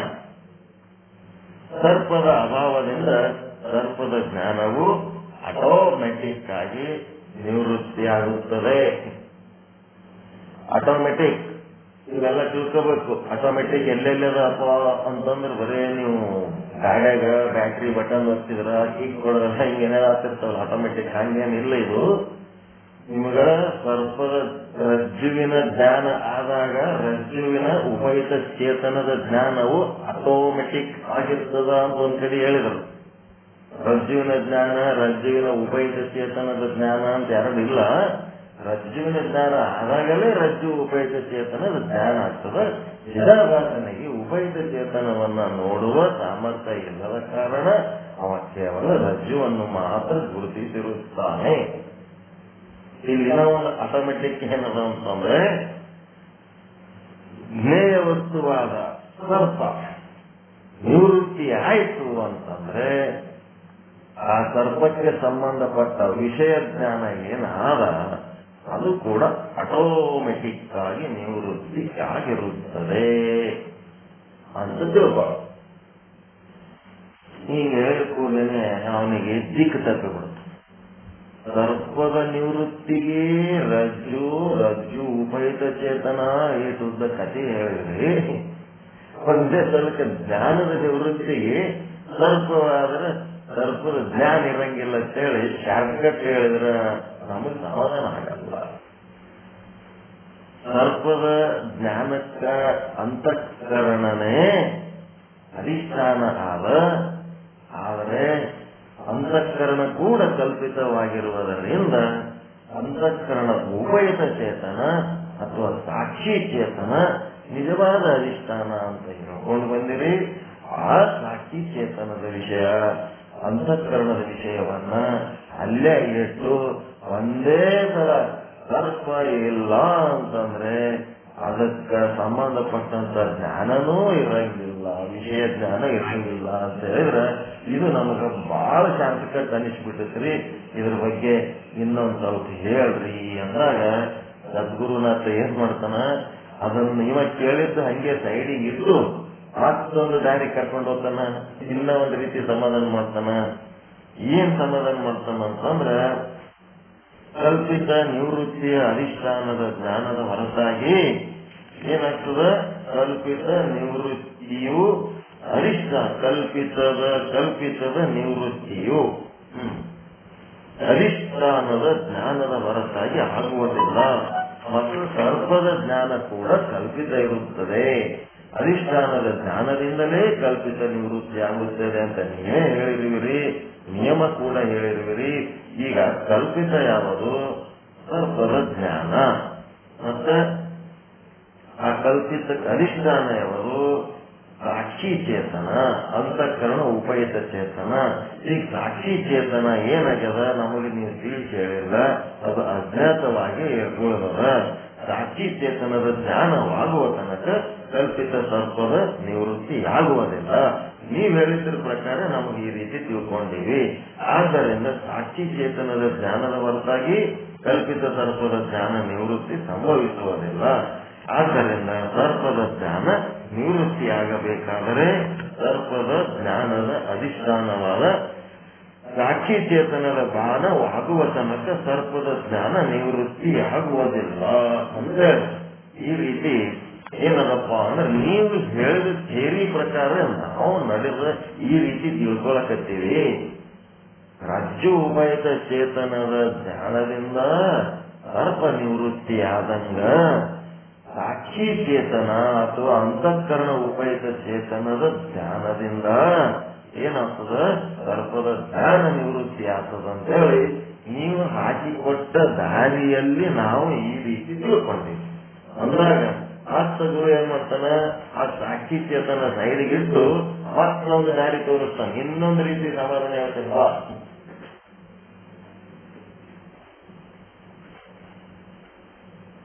ಈ ನಿವೃತ್ತಿ ಅಂತ ನೀವೇನ್ ಅನ್ಲಕತ್ತೀರಿ ಅದು ಎರಡು ರೀತಿ ಇರ್ತದ. ಒಂದು ಲಯರೂಪ ನಿವೃತ್ತಿ, ಇಲ್ಲ ಒಂದು ಅತ್ಯಂತ ನಿವೃತ್ತಿ. ಲಯರೂಪ ನಿವೃತ್ತಿಗೆ ಅಧಿಷ್ಠಾನದ ಜ್ಞಾನ ಅವು ಏನು ಬೇಕೇ ಆಗಿಲ್ಲ. ಲಯರೂಪ ನಿವೃತ್ತಿ ಹೆಂಗಾಗ್ತದಂದ್ರ ಜಗತ್ತು ಪ್ರಳಯ ಆಗ್ತದ, ಮತ್ತೆ ನಿದ್ದೆ ಹತ್ತದಾಗ ಮಲ್ಕೊಂಡಿರ್ತೀವಿ, ಮತ್ತೆ ಮರಣ ಬಂದಾಗ ಸತ್ತೋತೀವಿ. ಇವೆಲ್ಲ ಏನವ ಲಯರೂಪ ನಿವೃತ್ತಿ. ಈ ಜನ್ಮದಲ್ಲಿ ನಾವು ಭೋಗಿಸಬೇಕಾದ ಪ್ರಾರಬ್ಧ ಕರ್ಮಗಳೆಲ್ಲ ಖಾಲಿ ಆದ್ಮೇಲೆ ನಾವೇನ್ ಮಾಡ್ತೀವಿ, ಜಾಗ ಖಾಲಿ ಮಾಡ್ತೀವಿ, ಮುಗಿಸಿ ಏನೂ ಇಲ್ಲ, ಅನುಭವಿಸ್ಲಕ್ಕೆ ಏನೂ ಇಲ್ಲ ಅಂದ್ಮೇಲೆ ಇಲ್ಲಿ ಹಾಕಿರ್ತೀವಿ. ಇಲ್ಲಿನ ಭೋಗ ಇದ್ದದ್ದು ಹಂಗೆ ಇರ್ತೀವಿ ನಾವು. ಅಥವಾ ಇವತ್ತಿನ ದಿವಸ ಜಾಗೃತಾವಸ್ಥೆಯಲ್ಲಿ ಏನ್ ಅನುಭವಿಸಬೇಕಾಗಿತ್ತು ಅದರದ ಎಲ್ಲ ಭೋಗಗಳೆಲ್ಲ ಖಾಲಿ ಆದ್ಮೇಲೆ ಏನ್ ಮಾಡ್ತೀವಿ, ನಿದ್ರಾವಸ್ಥೆಗೆ ಸ್ವಪ್ನಾವಸ್ಥೆಗೆ ಜಾರ್ತೀವಿ. ಮತ್ತೆ ನಾವು ಒಳ್ಳೆ ಎಚ್ಚರದೇವಂತಂದ್ರೆ ಏನಪ್ಪ, ಅವು ಏನ್ ನಮ್ ಭೋಗ ಇವತ್ತು ಮತ್ತೆ ಮರುದಿನ ಏನ್ ಅನುಭವಿಸ್ಬೇಕು ಅವಂಗೆ ಮತ್ತೆ ಅಲ್ಲೂ ಬರ್ತಾವ ಮತ್ತೆ ಬಂದ್ಬಿಡ್ತಾವ ಅವಂಗೆ. ಇವತ್ತಿನ ಕರ್ಮ ಭೋಗ ಮುಗಿದ, ನಾಳಿನ ಕರ್ಮ ಭೋಗ ಮುಗಿದದೇನು ಇಲ್ಲ, ಮತ್ತೆ ಆ ಭೋಗಗಳು ಕೆಲಸ ಚಾಲು ಮಾಡ್ತಾವ. ನಾವೀಗ ಸತ್ತೋಗಿವಿ, ಈ ಜನ್ಮದ ಕರ್ಮಗಳೆಲ್ಲ ಅಂತ ಅಂದ್ಮೇಲೆ ಅವು ಏನದಾವ ಆಗಾಮಿ ಕರ್ಮಗಳು ನಮ್ಮಲ್ಲಿ ಅದಾವ. ಆ ಕರ್ಮಗಳು ಏನ್ ಮಾಡ್ತಾವ ಮುಂದಿನ ಜನ್ಮಕ್ಕೆ ಫಲ ಕೊಡ್ಲಕ್ ಮತ್ತೆ ಕರ್ಕೊಂಡ್ ಬರ್ತಾವ ನಮ್ಮ. ಹೀಗಾಗಿ ಇಲ್ಲಿ ಅಧಿಷ್ಠಾನ ವಸ್ತುವಿನ ಜ್ಞಾನ ಇಲ್ಲದೆ ಮತ್ತ ಇಲ್ಲಿ ಬ್ರಹ್ಮಾಂಡದೊಳಗಿರುವ ಎಲ್ಲ ಜೀವಿಗಳ ಭೋಗಗಳು ಎಲ್ಲ ಮುಗಿದ ಮೇಲೆ ಏನಾಗ್ತದ, ಜಗತ್ತು ಪ್ರಳಯ ಆಗ್ತದ. ಪ್ರಾರಬ್ಧದ ಭೋಗ, ಈ ಜಗತ್ತಿನ ಪ್ರಾರಬ್ಧದ ಭೋಗ ಏನದ ಅದನ್ನೆಲ್ಲ ಜೀವಿಗಳು ಅನುಭವಿಸಿದ್ಮೇಲೆ ಮುಂದ ಈ ಸದ್ಯಕ್ಕೆ ಅನುಭವಿಸ್ಲಕ್ ಯಾವ ಜೀವಿಗೂ ಏನೂ ಕರ್ಮ ಉಳಿಲಿಲ್ಲ ಅಂತಂದ್ರೆ ಜಗತ್ ಪ್ರಳಯ ಆಗ್ತದ. ಆದ್ರ ಆಗಾಮಿ ಕರ್ಮಗಳು ಅಂದ್ರೆ ಆ ಕಾಲ ಪಕ್ವವಾಗುವ ತನಕ ಮತ್ತೆ ಈ ಜಗತ್ತು ಎದರಾಗಿರ್ತದ, ತಿರೋಧಾನದಾಗಿರ್ತದ. ಸೃಷ್ಟಿಯಾಗಿತ್ತು, ಸ್ಥಿತಿ ಒಳಗಿತ್ತು, ಲಯ ಇತ್ತು, ಮುಂದೆ ತಿರೋಧಾನ ಅಂದ್ರೆ ಆಚ್ಛಾದಿತ ಸ್ಥಿತಿ ಒಳಗಿರ್ತದೆ ಈ ಜಗತ್ತು. ಚಾಪಿ ಸುತ್ತಿದಂಗೆ ಸುತ್ತಿ ಬಿಟ್ಟಿರ್ತದ. ಮತ್ತೆ ಎಲ್ಲಾ ಕರ್ಮ ಫಲಗಳು ಯಾವಾಗ ಕರ್ಮಗಳು ಫಲ ಕೊಡುವುದಕ್ಕೆ ಪಕ್ವ ಆಗ್ತವ, ಆವಾಗ ಮತ್ತೆ ಆಕಾಶ, ವಾಯು, ಅಗ್ನಿ, ಜಲ, ಪೃಥ್ವಿ ಮತ್ತೆ ಚಾಪಿ ಬಿತ್ತಿದಂಗೆ ಬಿಚ್ಕೊಂಡ್ಬಿಡ್ತಾವ. ಬಿಚ್ಕೊಂಡು ಮತ್ತೆ ಜೀವಿಗಳ ಸೃಷ್ಟಿ, ಜೀವಿಗಳ ಭೋಗಗಳ ಸೃಷ್ಟಿಯಾಗಿ ಮತ್ತ ಭೋಗಗಳು ಚಾಲು ಆಗ್ತವ. ಈ ರೀತಿ ಅಂದ್ರೆ ಇಲ್ಲಿ ಅಂತ ನಿವೃತ್ತಿ ಅಂದ್ರೆ ಲಯ ರೂಪ ನಿವೃತ್ತಿ. ಅದಕ್ಕೆ ಈ ಲಯ ರೂಪ ನಿವೃತ್ತಿಗೆ ಹೆಂಗಪ್ಪ ಅಂತಂದ್ರೆ ಒಂದು ವಸ್ತ್ರದೊಳಗಿನ ಎಳೆಗಳನ್ನ ತೆಗೆದು ಹಾಕಿದರೆ ಅಲ್ಲಿ ಉಂಟಾದ ಕಾರ್ಯ ಯಾವುದು? ಬಟ್ಟೆ. ಆ ವಸ್ತ್ರ ಇಲ್ಲದಂಗಾಗ್ತದೆ. ಎಳೆಗಳು ಎಲ್ಲಿ ತನಕ ಇರ್ತಾವ ಅಲ್ಲಿ ತನಕ ಮತ್ತೆ ಕಾರ್ಯ ಉತ್ಪನ್ನ ಆಗ್ತಿರ್ತದ, ಮತ್ತೆ ಬಟ್ಟೆ ಆಗ್ತಿರ್ತದೆ. ಗಿಡದ ಬೇರು ನೆಲದಾಗ ಎಲ್ಲಿ ತನ ಇರ್ತದ ಅಲ್ಲಿ ತನಕ ಮತ್ತೆ ಗಿಡ ಚಿಗಿತಿರ್ತದ. ಯಾವಾಗ ಬೇರು ಸಮೇತ ಕಿಚ್ಚಿ ಹಾಕ್ತಿರಿ ಆವಾಗ ಏನಾಗ್ತದ? ಅತ್ಯಂತ ನಿವೃತ್ತಿ ಆಗ್ತದ. ಹಂಗ ಇದು ಲಯರೂಪ ನಿವೃತ್ತಿ ಅಂದ್ರೆ ಮೇಲ್ಮೇಲ್ ಮಾಡೋದು ಲಯರೂಪ ನಿವೃತ್ತಿ. ಅದಕ್ಕೆ ಏನಾಯ್ತು, ಬರೇ ಗಿಡ ಟೊಂಗಿ ಹಿಂಗೆಲ್ಲ ಕಟ್ ಮಾಡಿದ್ರೆ ಆ ಮೂಲ ಕಾರಣ ಹಂಗೆ ಉಳಿದಿರೋ ಕಾರಣ ಮತ್ತೆ ಕಾರ್ಯ ಆಗ್ತಿರ್ತದ. ಇಲ್ಲಿ ಏನಪ್ಪಾ ಅಂತಂದ್ರೆ ಎಳೆಗಳನ್ನ ನಾವು ಹಾಗೆ ಬಿಟ್ರೆ ಮತ್ತ ಎಳೆಗಳು ಮತ್ತೆ ವಸ್ತ್ರ ಆಗೋದಕ್ಕೆ ಕಾರಣ ಆಗ್ತಾವ. ಆ ಎಳೆಗಳನ್ನ ಏನ್ ಮಾಡ್ಬೇಕಂತಂದ್ರ ಸುತ್ತ ಹಾಕಿದ್ರ ಮತ್ತೆ ವಸ್ತ್ರ ಮಾಡ್ಲಕ್ ಬರಂಗಿಲ್ಲ. ಹಂಗ ನಮ್ಮ ಈ ಕರ್ಮಗಳು ಏನದವ ಹುರಿದ ಹುರುಳಿ ಅಂತ ಆಗ್ಬೇಕಂತ. ಹುರಿದ ಹುರುಳಿ, ನೀವು ಹುರಿಲಾರ್ದ ಹುರುಳಿ ಹೊಲದಾಗ ಹಾಕಿದ್ರ ಮತ್ತೆ ಏನದ? ಹುರಿಲಾರ್ದ ಹುರುಳಿ ಹೊಲದಾಗ ಹಾಕಿದ್ರೆ ಮತ್ತೆ ಅವು ಬಳ್ಳಿಯಾಗಿ ಬರ್ತಾವಿಲ್ಲ, ಮತ್ತೆ ಫಲ ಕೊಡ್ತಾವ. ಆದ್ರೆ ನಮ್ಮ ಕರ್ಮಗಳು ಹೆಂಗಾಗ್ಬೇಕು ಈ ಜ್ಞಾನಾಗ್ನಿ ಒಳಗಂತಂದ್ರ ಹುರಿದ ಹುರುಳಿ ಅಂತ ಆಗ್ಬೇಕು. ಅಂದ್ರ ಅವು ಮತ್ತೆ ನೀವು ಏನಾರ ಹುರಿದ ಕಾಳು ಒಯ್ದು ಎಲ್ಲಾರ ಹೊಲದಾಗ ಬಿತ್ತಿದ್ರೆ ಅವು ಮತ್ತೆ ಬೆಳ್ಳಿಯಾಗಿ ಬರ್ತಾವಲ್ರಿ, ಗಿಡ ಆಗ್ತವೆ. ನಾವು ಆಗಂಗಿಲ್ಲ. ಜ್ಞಾನಾಗ್ನಿ ಒಳಗ ಹುರಿದ ಹುರುಳಿ ಆದಂಗ ಆಗ್ಬಿಡಬೇಕು ನಮ್ಮ ಕರ್ಮಗಳೆಲ್ಲ. ಮತ್ತೆ ನಂತರ ಎಂತದದು ಬೆಂದ ನುಲಿ ಅಂತ ಆಗ್ಬೇಕತ್ತ. ಬೆಂದ ನುಲಿ, ಬೆಂದ ನುಲಿ ಅಂತಂದ್ರೇನು? ಬೆಂಕ್ಯಾಗ ಹಗ್ಗ ಸುಟ್ಟು ಬಿಟ್ಟವ. ಸುಟ್ಟ ಹಗ್ಗ ಬೆಂಕಿ ಒಳಗೆ ಸುಟ್ಟು ಏನಾಗ್ಯದ ನೋಡೋದಕ್ಕ ಹಗ್ಗದಂಗ ಕಾಣ್ಲಿಕ್ಕತ್ತದ. ಆದ್ರ ಅದ್ ಹೆಂಗದ ಅಂತಂದ್ರ ಬೆಂದ ನುಲಿ, ಸುಟ್ಟ ಹಗ್ಗ. ದೇಹದ ನುಲಿ ಇತ್ತಂದ್ರ ಅದನ್ನ ತಗೊಂಡು ಎದಕ್ಕಾದ್ರೂ ಕಟ್ಟಬಹುದು, ಅದ್ರ ಶಕ್ತಿ ಇರ್ತದ. ಯಾರು ಚಾಲು ಇಟ್ಕೊಂಡ್ರಿ ನೋಡು, ಬಂದ್ ಮಾಡ್ರಿ. ನೆಂದ ನುಲಿ, ನೆಂದ ನುಲಿ ಏನ್ ಮಾಡ್ತದದು? ಸುಟ್ಟೋಗ್ಬಿಟ್ಟದ, ಬೂದಿ ಆಗ್ಯದ. ನೋಡೋದಕ್ಕ ಆ ಬೂದಿ ಎಲ್ಲ ಒಂದು ಹಗ್ಗದ ಗಟ್ಲೆ ಕಾಣ್ಲಿಕ್ಕತ್ತದ. ಬೆಂಕಿ ಹಚ್ಚಿದಾಗ ಕೆಲವೊಂದು ವಸ್ತುಗಳು ಸುತ್ತಿರ್ತಾವ, ಬಟ್ ಅವ್ರದ್ದು ಆಕಾರ ಹಂಗೆ ಉಳಿದಿರ್ತದ, ನಾಮನು ಹಂಗೆ ಉಳಿದಿರ್ತದ, ರೂಪನು ಹಂಗೆ ಉಳಿದಿರ್ತದ. ಆದ್ರೆ ಒಳಗಿರೋ ಶಕ್ತಿ ಹೋಗ್ಬಿಟ್ಟಿರ್ತದೆ. ಹಂಗ ಬೆಂದ ನುಲಿ ಅಂತ ಆಗಿರ್ಬೇಕಂತ ನೋಡೋದಕ್ಕ ಒಬ್ಬ ಮನುಷ್ಯ ಕಾಣ್ತಿರ್ಬೇಕು, ಸಂಸಾರ ಕಾಣ್ತಿರ್ಬೇಕು, ಎಲ್ಲ ಕಾಣ್ತಿರ್ಬೇಕು. ಆದ್ರ ಅದು ಹೆಂಗಿರ್ಬೇಕಂತಂದ್ರ ಹಗ್ಗ ತಗೊಂಡು ಎದಕ್ಕಾರೆ ಕಟ್ಲಕ್ ಬರ್ತದಲ್ಲ ಹಂಗ ಕಟ್ಲಕ್ ಬರ್ಲಾರ್ದಂತದ ಅದು ಹಗ್ಗ ಹಂಗಿರ್ಬೇಕಂತ. ಬೆಂದ ನುಲಿಯಂತೆ ಭಾರಿ ಉಪಯುಕ್ತ ಮನುಷ್ಯ. ಏನ್ ಹೇಳಿದ್ರು ಮಾಡ್ತಾನ, ಕರೆದ್ರೆ ಬರ್ತಾನ, ಯಾವಾಗಂದ್ರೆ ಅವಾಗ ರೆಡಿ ಇರ್ತಾನ. ಏನ್ ಕೆಲಸ ಹಚ್ತಾರಲ್ಲಿ? ಲೌಕಿಕ ಕೆಲಸ ಹಚ್ತಾರ. ಲೌಕಿಕ ಕೆಲಸ ಹಚ್ಚುವಾಗ ನಾವ್ ಹೆಂಗಿರ್ಬೇಕು? ಬೆಂದ ನುಲಿ ಅಂತಿರ್ಬೇಕು. ಏನು ಉಪಯೋಗ ಇಲ್ಲ. ಎದಕ್ಕೆ ಉಪಯೋಗ ಅದ? ನಾವು ಕಣ್ಣಿಗೆ ಕಾಣಿಸ್ತದ ಎಲ್ಲ, ಏನು ಉಪಯೋಗ ಏನ? ಎದಕ್ಕೆ ಉಪಯೋಗ ಅಂತ?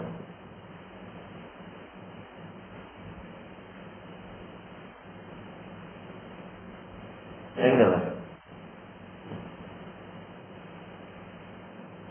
ಜ್ಞಾನಾಗ್ನಿ ದಗ್ಧ ಕರ್ಮಾಣಿ ಅಂತ.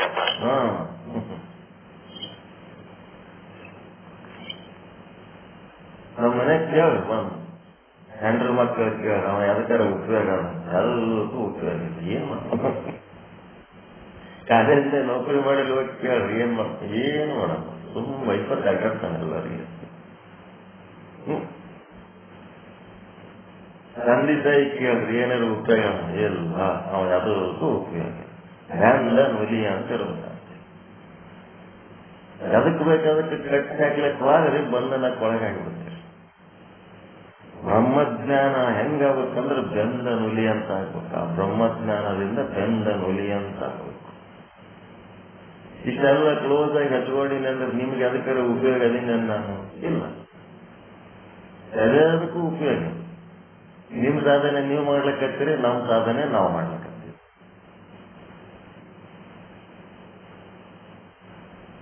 ನಮ್ಲಿಂತ ಏನಾರ ನೀವು ಉದ್ಧಾರ ಆಗ್ಲಿಕ್ಕತ್ತೀರಿ? ಇಲ್ಲ, ನಿಮ್ಲಿಂತ ನೀವು ಆಗ್ಲಿಕ್ಕತ್ತೀರಿ.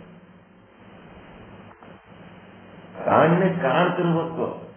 ಪ್ರಭುದೇವರು ವ್ಯೋಮಕಾಯ ಆಗ್ಯಾನಂತಂದ್ರೆ ಏನಂದ್ರೆ ಇದೇ ರೀತಿ ಯಾರ ಕೈಗೆ ಸಿಗಲಾರ್ದಂಗೆ ಇದ್ದಾವ. ಖಡ್ಗ ತಗೊಂಡು ಈ ಕಡೆ ಆ ಕಡೆ ಈ ಕಡೆ ಪಾರ್ ಮಾಡ್ತ, ಅದು ಸುಳ್ಳು ಮಾತು. ಅದು ಪುರಾಣದಾಗ ಹೇಳಿರ್ತಾರ. ಪುರಾಣದಾಗ ಪವಾಡ ಮಾಡೋ ಮಾಡ್ತಿರ್ತಾರೆ. ಆದ್ರೆ ಈ ರೀತಿ ಇರ್ಬೇಕು. ಬೆಂದ ನುಲಿ ಅಂತಿರ್ಬೇಕು, ಉರುಳಿ ಅಂತಿರ್ಬೇಕು. ಒಂದು ಮಾಡ್ಲಿಕ್ಕೆ ಹೋಗಿ ಇನ್ನೊಂದು ಮಾಡ್ಲಿಕ್ಕೆ ಹೋಗಿ ಮತ್ತೊಂದು, ಈ ರೀತಿ ಮಾಡೋದಲ್ಲ. ಲಯ ರೂಪ ನಿವೃತ್ತಿ ಆದ್ರ ಒಂದಕ್ಕೆ ಇನ್ನೊಂದಕ್ಕೆ ಮತ್ತೊಂದು ಚಾಲು. ಆದ್ರೆ ಅತ್ಯಂತ ನಿವೃತ್ತಿ ಅಂದ್ರೆ ಈ ರೀತಿ ಹುರುಳಿಗತ್ಲೆ ಆಗ್ಬೇಕು.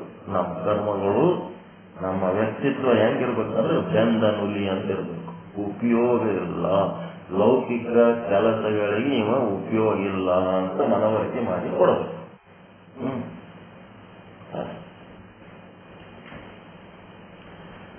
ಅದಕ್ಕೆ ಸೂಕ್ಷ್ಮ ಜ್ಞಾನ ಗೊತ್ತಾಗಿರ್ಬೇಕು ನಿಮಗೆ. ಹೆಂಗಾಗ್ಬೇಕಂತ ಊರಿನ ಉರುಳಿ ಅಂತ ಆಗ್ಬೇಕು. ಒಂದು ಮನಿ ಕಟ್ಟಿದ್ಮೇಲೆ ಮುಗಿದ್ವಾಯ್ತು. ಇನ್ನೂ ಒಂದು ಮನಿ ಕಟ್ಲಕ್ ಹೋದ್ರೆ ಏನಾಯ್ತು? ಅದು ಲಯರೂಪ ನಿವೃತ್ತಿ ಆಯ್ತು. ಅತ್ಯಂತ ನಿವೃತ್ತಿ ಅಂದ್ರೇನು? ಒಂದು ಮನಿ ಕಟ್ಟಿದ್ಮೇಲೆ ಮುಗೀತು. ಇನ್ನೊಂದು ಮನಿ ಕಟ್ಟ ಆಸೆ ಹುಟ್ಟಿರಬಾರ್ದು. ಇನ್ನೊಂದು ಮನಿ ಕಟ್ಟಿದ್ರೆ ಮತ್ತೊಂದು ಮನಿ ಕಟ್ಟಬೇಕನ್ನಿಸ್ತು. ಒಂದ್ ಹೊಲ ತಗೊಂಡ್ರೆ ಇನ್ನೊಂದು ಹೊಲ ತಗೋಬೇಕನ್ನಿಸ್ತು, ಮತ್ತೊಂದು ಹೊಲ ತಗೋಬೇಕನ್ನಿಸ್ತು. ಒಂದ್ ಬಂಗಾರ ತಗೊಂಡ್ರೆ ಇನ್ನೊಂದು ಬಂಗಾರ ತಗೋಬೇಕನ್ನಿಸ್ತು. ಈ ಜಗತ್ತಿನಾಗ ಬರೇ ಇದೇ ಮಾಡ್ಕೋತ ಆದ್ರೆ ಹೆಂಗ? ಅವಶ್ಯಕತೆ ಏಟದ ಆಟ ಮಾಡಿ ಉಳಿದ ವಿಷಯದಲ್ಲಿ ಬೆಂದ ನುಲಿಯಂತೆ ಹುರಿದ ಉರುಳಿಯಂತೆ ಇದು ಬಿಡ್ಬೇಕು. ಅತಿ ಆಸೆ ಬೇಕಾಗಿಲ್ಲ.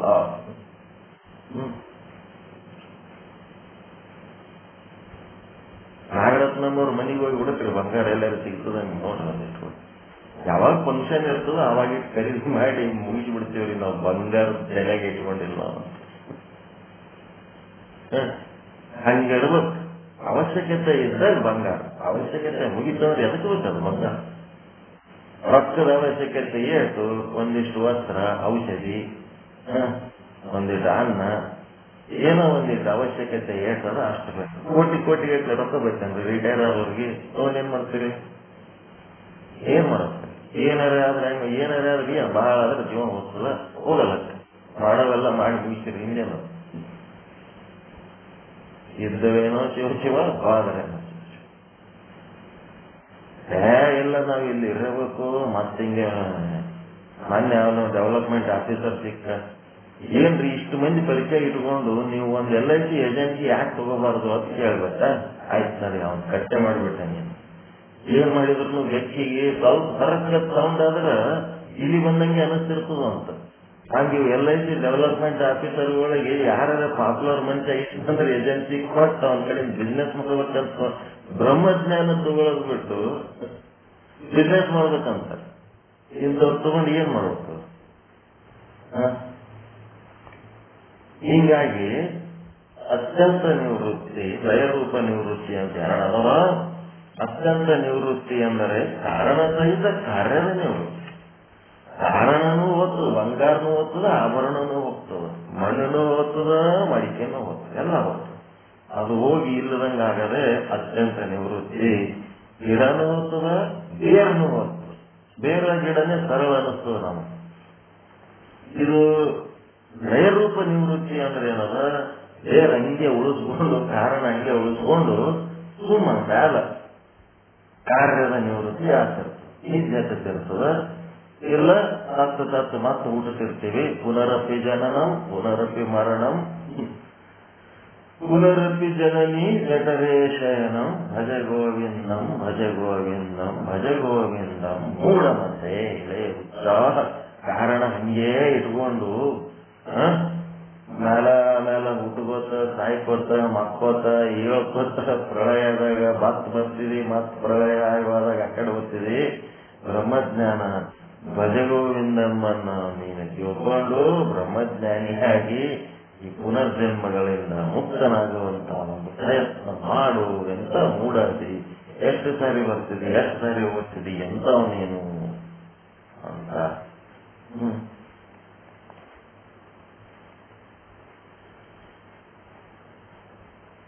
ಅತ್ಯಂತ ನಿವೃತ್ತಿ, ಕಾರಣ ಸಹಿತ ಕಾರ್ಯದ ನಿವೃತ್ತಿ. ಅದಕ್ಕೆ ಆ ವಸ್ತ್ರದ ಎಲೆಗಳನ್ನ ಹಾಕಿಬಿಟ್ರೆ ಮತ್ತೆ ವಸ್ತ್ರ ಆಗ್ಲಾರ್ದಂಗ ಮುಗಿತು. ಅಂಥದೊಂದು ಅತ್ಯಂತ ನಿವೃತ್ತಿ ಆಗಬೇಕು.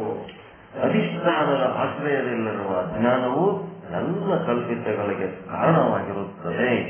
ಅಧಿಷ್ಠಾನ ಎಂದರೆ ರಜ್ಜು ಉಪನೀತ ಚೇತನ. ಸರ್ಪಕ್ಕೆ ಅಧಿಷ್ಠಾನ ಎಂದರೆ ರಜ್ಜು ಉಪಹಿತ ಚೇತನ. ಅಧಿಷ್ಠಾನದ ಆಶ್ರಯದಲ್ಲಿಯೇ ಕಲ್ಪಿತದ ಕಾರ್ಯ ನಿಂತಿದೆ. ಆ ಅಜ್ಞಾನ ಇಲ್ಲಿ ಏನ್ ಹೇಳ್ಬೇಕಾಗ್ಯದ? ಅಧಿಷ್ಠಾನದ ಆಶ್ರಯ ಇಲ್ಲಿ ಸರ್ಪದ ಸುದ್ದಿ ಮಾತಾಡ್ಲಕತ್ತನೋ, ಸರ್ಪದ ಜ್ಞಾನದ ಸುದ್ದಿ ಮಾತಾಡ್ಲಕತ್ತನೋ? ಇಲ್ಲಿ ಅಧಿಷ್ಠಾನ ಎಂದರೆ ಏನ್ ಮಾಡ್ಬೇಕು? ಅಂತಃಕರಣ ಉಪಹಿತ ಚೇತನ ಹೇಳ್ಬೇಕಿಲ್ಲ. ಇಲ್ಲಿ ಇದು ಮುಗಿದಲ್ಲ, ಅದು ರಜ್ಜು ಉಪಹಿತ ಚೇತನ. ಅದು ಅಂತಃಕರಣ ಉಪಹಿತ ಚೇತನ ಅಥವಾ ಸಾಕ್ಷಿ ಚೇತನ ಅದು ಹೇಳ್ಬೇಕು. ರಜ್ಜು ಉಪಹಿತ ಚೇತನ ಹೇಳೋದಿಲ್ಲ. ಸರ್ಪದ ಜ್ಞಾನಕ್ಕೆ ಅಧಿಷ್ಠಾನ ಎಂದರೆ ಸರ್ಪಕ್ಕೆ ಅಲ್ಲ, ಸರ್ಪದ ಜ್ಞಾನಕ್ಕೆ. ಸರ್ಪದ ಮುಗಿದಲ್ಲ, ಮತ್ತೆ ಅದೇ ವಾಪಸ್ ಹೋಗದ. ಸರ್ಪದ ಜ್ಞಾನಕ್ಕೆ ಅಧಿಷ್ಠಾನ ಎಂದರೆ ಅಂತಃಕರಣ ಉಪಹಿತ ಚೇತನ ಅಥವಾ ಸಾಕ್ಷಿ ಚೇತನ.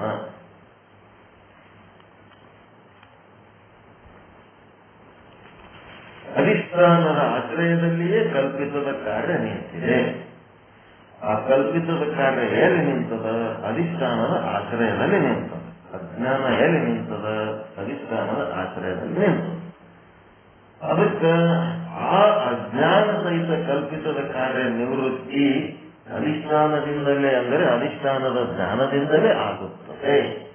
ಆದರೆ ಕಾರಣದಲ್ಲಿ ಲಯರೂಪವಾದ ಯಾವ ನಿವೃತ್ತಿ ಇರುವುದೋ ಅದು ಅಧಿಷ್ಠಾನದ ಜ್ಞಾನವಿಲ್ಲದಿದ್ದರೂ ಆಗುತ್ತದೆ. ಈ ಪಾಯಿಂಟ್ ತಿಳ್ಕೋಬೇಕಾಗಿದೆ ನೀವು. ಲಯರೂಪ ನಿವೃತ್ತಿ, ಅತ್ಯಂತ ನಿವೃತ್ತಿ ಎರಡು ಅದವಲ್ಲ, ಅದಕ್ಕೆ ಅರ್ಥ ಇರಲಿಲ್ಲ. ಅತ್ಯಂತ ನಿವೃತ್ತಿ ಮತ್ತ ಲಯರೂಪ ನಿವೃತ್ತಿ ಅಂತ ಎರಡದವಲ್ಲ ನಿವೃತ್ತಿಗಳು ಅಂತಾಗ್ಯದ. ಗೆಳೆಗಳನ್ನು ಸುಟ್ಟಾಕಿದ್ರೆ ಅತ್ಯಂತ ನಿವೃತ್ತಿ. ಗೆಳೆ ಹಂಗೆ ಇಟ್ರಿ ಮತ್ತೆ ಬಟ್ಟೆಯಾಗ ಚಾನ್ಸ್ ಇರ್ತದ. ಅದೇಂತದ್ದು ಗೆಳೆ ಸುಟ್ಟಾಕಿದ್ರ ಅತ್ಯಂತ ನಿವೃತ್ತಿ. ಎಳೆಗಳು ಹಂಗೆ ಇಟ್ಕೊಂಡ್ರಿ ಮತ್ತೆ ಒಳ್ಳೆ ಬಟ್ಟೆ ತಯಾರಾಗ್ತದಲ್ಲ ಎಳೆಲಿಂದ, ಅದೆಂತದ್ದು ಲಯರೂಪ. ಲಯರೂಪ ನಿವೃತ್ತಿ. ಈಗ ಈ ಲಯರೂಪ ನಿವೃತ್ತಿಗೆ ಬ್ರಹ್ಮಜ್ಞಾನ ಬೇಕಾಗಿಲ್ಲ ಅಂತ ಹೇಳ್ತಾರ ಅವರು. ಅತ್ಯಂತ ನಿವೃತ್ತಿಗೆ ಬ್ರಹ್ಮಜ್ಞಾನ ಬೇಕು. ಈ ಬೆಳಿಗ್ಗೆಯಿಂದ ಸಾಯಂಕಾಲ ತನಕ ನೀವು ಕರ್ಮ ಎಲ್ಲ ಭೋಗಿಸಿ ರಾತ್ರಿ ಮಲ್ಕೊಂಡಾಗ ನಿಮ್ಮ ಕರ್ಮಗಳೆಲ್ಲ ಖಾಲಿ ಆಯ್ತು, ನಿದ್ದೆ ಬಂತು.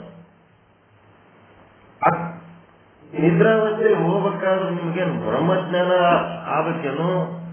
ಕರ್ಮಭೋಗಗಳು ಖಾಲಿ ಆಗಿದ್ದು ಈ ಜನ್ಮಕ್ಕತ್ತದ. ಈ ಜನ್ಮದ ಜಾಗೃತಾವಸ್ಥೆಯ ಕರ್ಮಭೋಗಗಳು ಖಾಲಿ ಆಗಿದ್ದಕ್ಕೆ ನಿಮಗೇನಾಗ್ಲಿಕ್ಕತ್ತದ? ನಿದ್ರಾವಸ್ಥೆ. ಅದರೊಳಗೆ ಆರಂಭದಲ್ಲಿ ಸ್ವಲ್ಪ ಹೊತ್ತು ಸ್ವಪ್ನಾವಸ್ಥೆ ಏನಿರ್ತದಲ್ಲ, ಅದು ಯಾಕೆ ಚಾಲು ಆಗ್ಲಕ್ಕತ್ತದಂದ್ರ ಅವತ್ತಿನ ಜೀವಿತದ ಒಂದು ದಿನದ ನಿಮ್ಮ ಭೋಗಗಳು ಖಾಲಿ ಆಗ್ಯಾವ. ಅದಕ್ಕೆ ಬರೋಣ ಅಲ್ಲೇನು ಬ್ರಹ್ಮಜ್ಞಾನ ಆಗ್ಲಕ್ಕತ್ತದ ನಿಮಗ? ಈ ಜಗತ್ತಿದಾಗ ಏನು ನಿಮಗೆ ಈ ಜಗತ್ತು ನಿವೃತ್ತಿ ಆಗ್ತದಲ್ಲ, ಎಲ್ಲ ಹೆಂಡತಿ ಮಕ್ಕಳು ರೊಕ್ಕ ರೂಪಾಯಿ ಬಂಗಾರ ಆಸ್ತಿ ಹೊಲ ಮನಿ ಏನೆಲ್ಲ ಇದ್ರು ಸಹಿತ ಅದೆಲ್ಲ ನಿವೃತ್ತಿಯಾಗಿ ಇಲ್ಲದಂಗ ಆಗ್ತದಲ್ಲ, ಅದಕ್ಕೇನು ಬ್ರಹ್ಮಜ್ಞಾನ ಆಗ್ಬೇಕೇನು? ಅಲ್ಲಿ ಅಧಿಷ್ಠಾನದ ಜ್ಞಾನ ಆಗ್ಬೇಕೇನು? ಸಾಕ್ಷಿ ಚೇತನದ ಜ್ಞಾನ ಆಗ್ಬೇಕೇನು? ಉಪಯುಕ್ತ ಚೇತನದ ಜ್ಞಾನ ಆಗ್ಬೇಕೇನು? ಬೇಕಾಗಿಲ್ಲ. ಲಯರೂಪ ನಿವೃತ್ತಿಗೆ ಇವ್ಯಾವು ಬೇಕಾಗಿಲ್ಲ. ಅತ್ಯಂತ ನಿವೃತ್ತಿಗೆ ಬ್ರಹ್ಮಜ್ಞಾನ ಬೇಕು. ಅದೇ ಪಾಯಿಂಟ್ ಹೇಳ್ತಾರೆ. ಅತ್ಯಂತ ನಿವೃತ್ತಿಯಾಗಲು ಅಧಿಷ್ಠಾನದ ಜ್ಞಾನ ಆಗಲೇಬೇಕು. ಆದರೆ ಲಯರೂಪ ನಿವೃತ್ತಿ ಆಗುವುದಕ್ಕೆ ಈ ಅಧಿಷ್ಠಾನದ ಜ್ಞಾನ ಆಗಬೇಕಾಗಿಲ್ಲ. ಕರ್ಮಭೋಗಗಳು ಖಾಲಿಯಾಗಬೇಕಷ್ಟೇ. ಅದು ಹೇಗೆಂದರೆ ಅಧಿಷ್ಠಾನದ ಜ್ಞಾನವಿಲ್ಲದೆಯೇ ಸುಷುಪ್ತಿ ಮತ್ತು ಪ್ರಳಯ ಕಾಲದಲ್ಲಿ ಸರ್ವ ಪದಾರ್ಥಗಳು ಅಜ್ಞಾನದಲ್ಲಿ ಲಯವಾಗುತ್ತವೆ. ಅಲ್ಲೇನು ಅಧಿಷ್ಠಾನದ ಜ್ಞಾನ ಬ್ರಹ್ಮಜ್ಞಾನ ಆಗಿಲ್ಲ ಅಂದ್ರೂ ಜಗತ್ತು ಪ್ರಳಯ ಆಗ್ತದ, ಬ್ರಹ್ಮಜ್ಞಾನ ಆಗಿಲ್ಲ ಅಂದ್ರೂ ನಿದ್ದೆ ಆಗ್ತದ, ಬ್ರಹ್ಮಜ್ಞಾನ ಆಗಿಲ್ಲ ಅಂದ್ರೂ ಸಾವು ಬರ್ತದೆ. ಇವೆಲ್ಲ ಏನದವ? ಅಜ್ಞಾನದಲ್ಲಿ ಲಯ ಆಗ್ತವ. ನಾಮರೂಪಾದಿಗಳಲ್ಲಿ ಲಯ ಆಗ್ಬಿಡ್ತವ.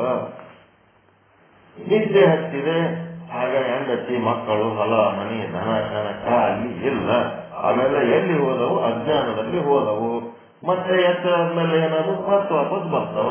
ಅದೇ ರೀತಿ ಜಗತ್ತು ಪ್ರಳಯವಾದಾಗ ಕಲ್ಪಿತ ವಸ್ತುಗಳೆಲ್ಲ ಮಾಯ ಒಳಗೆ ಲೀನವಾಗುತ್ತವೆ. ಈ ರೀತಿಯಾಗಿ ಸುಷುಪ್ತಿಯಲ್ಲಿ ಮತ್ತು ಪ್ರಳಯ ಕಾಲದಲ್ಲಿ ಜಗತ್ ಪ್ರಳಯ ಆಗ್ಬೋದು, ಬ್ರಹ್ಮಾಂಡದ ಪ್ರಳಯನೂ ಆಗ್ಬೋದು, ಅಥವಾ ಪಿಂಡಾಂಡದ ಪ್ರಳಯನೂ ಆಗ್ಬೋದು.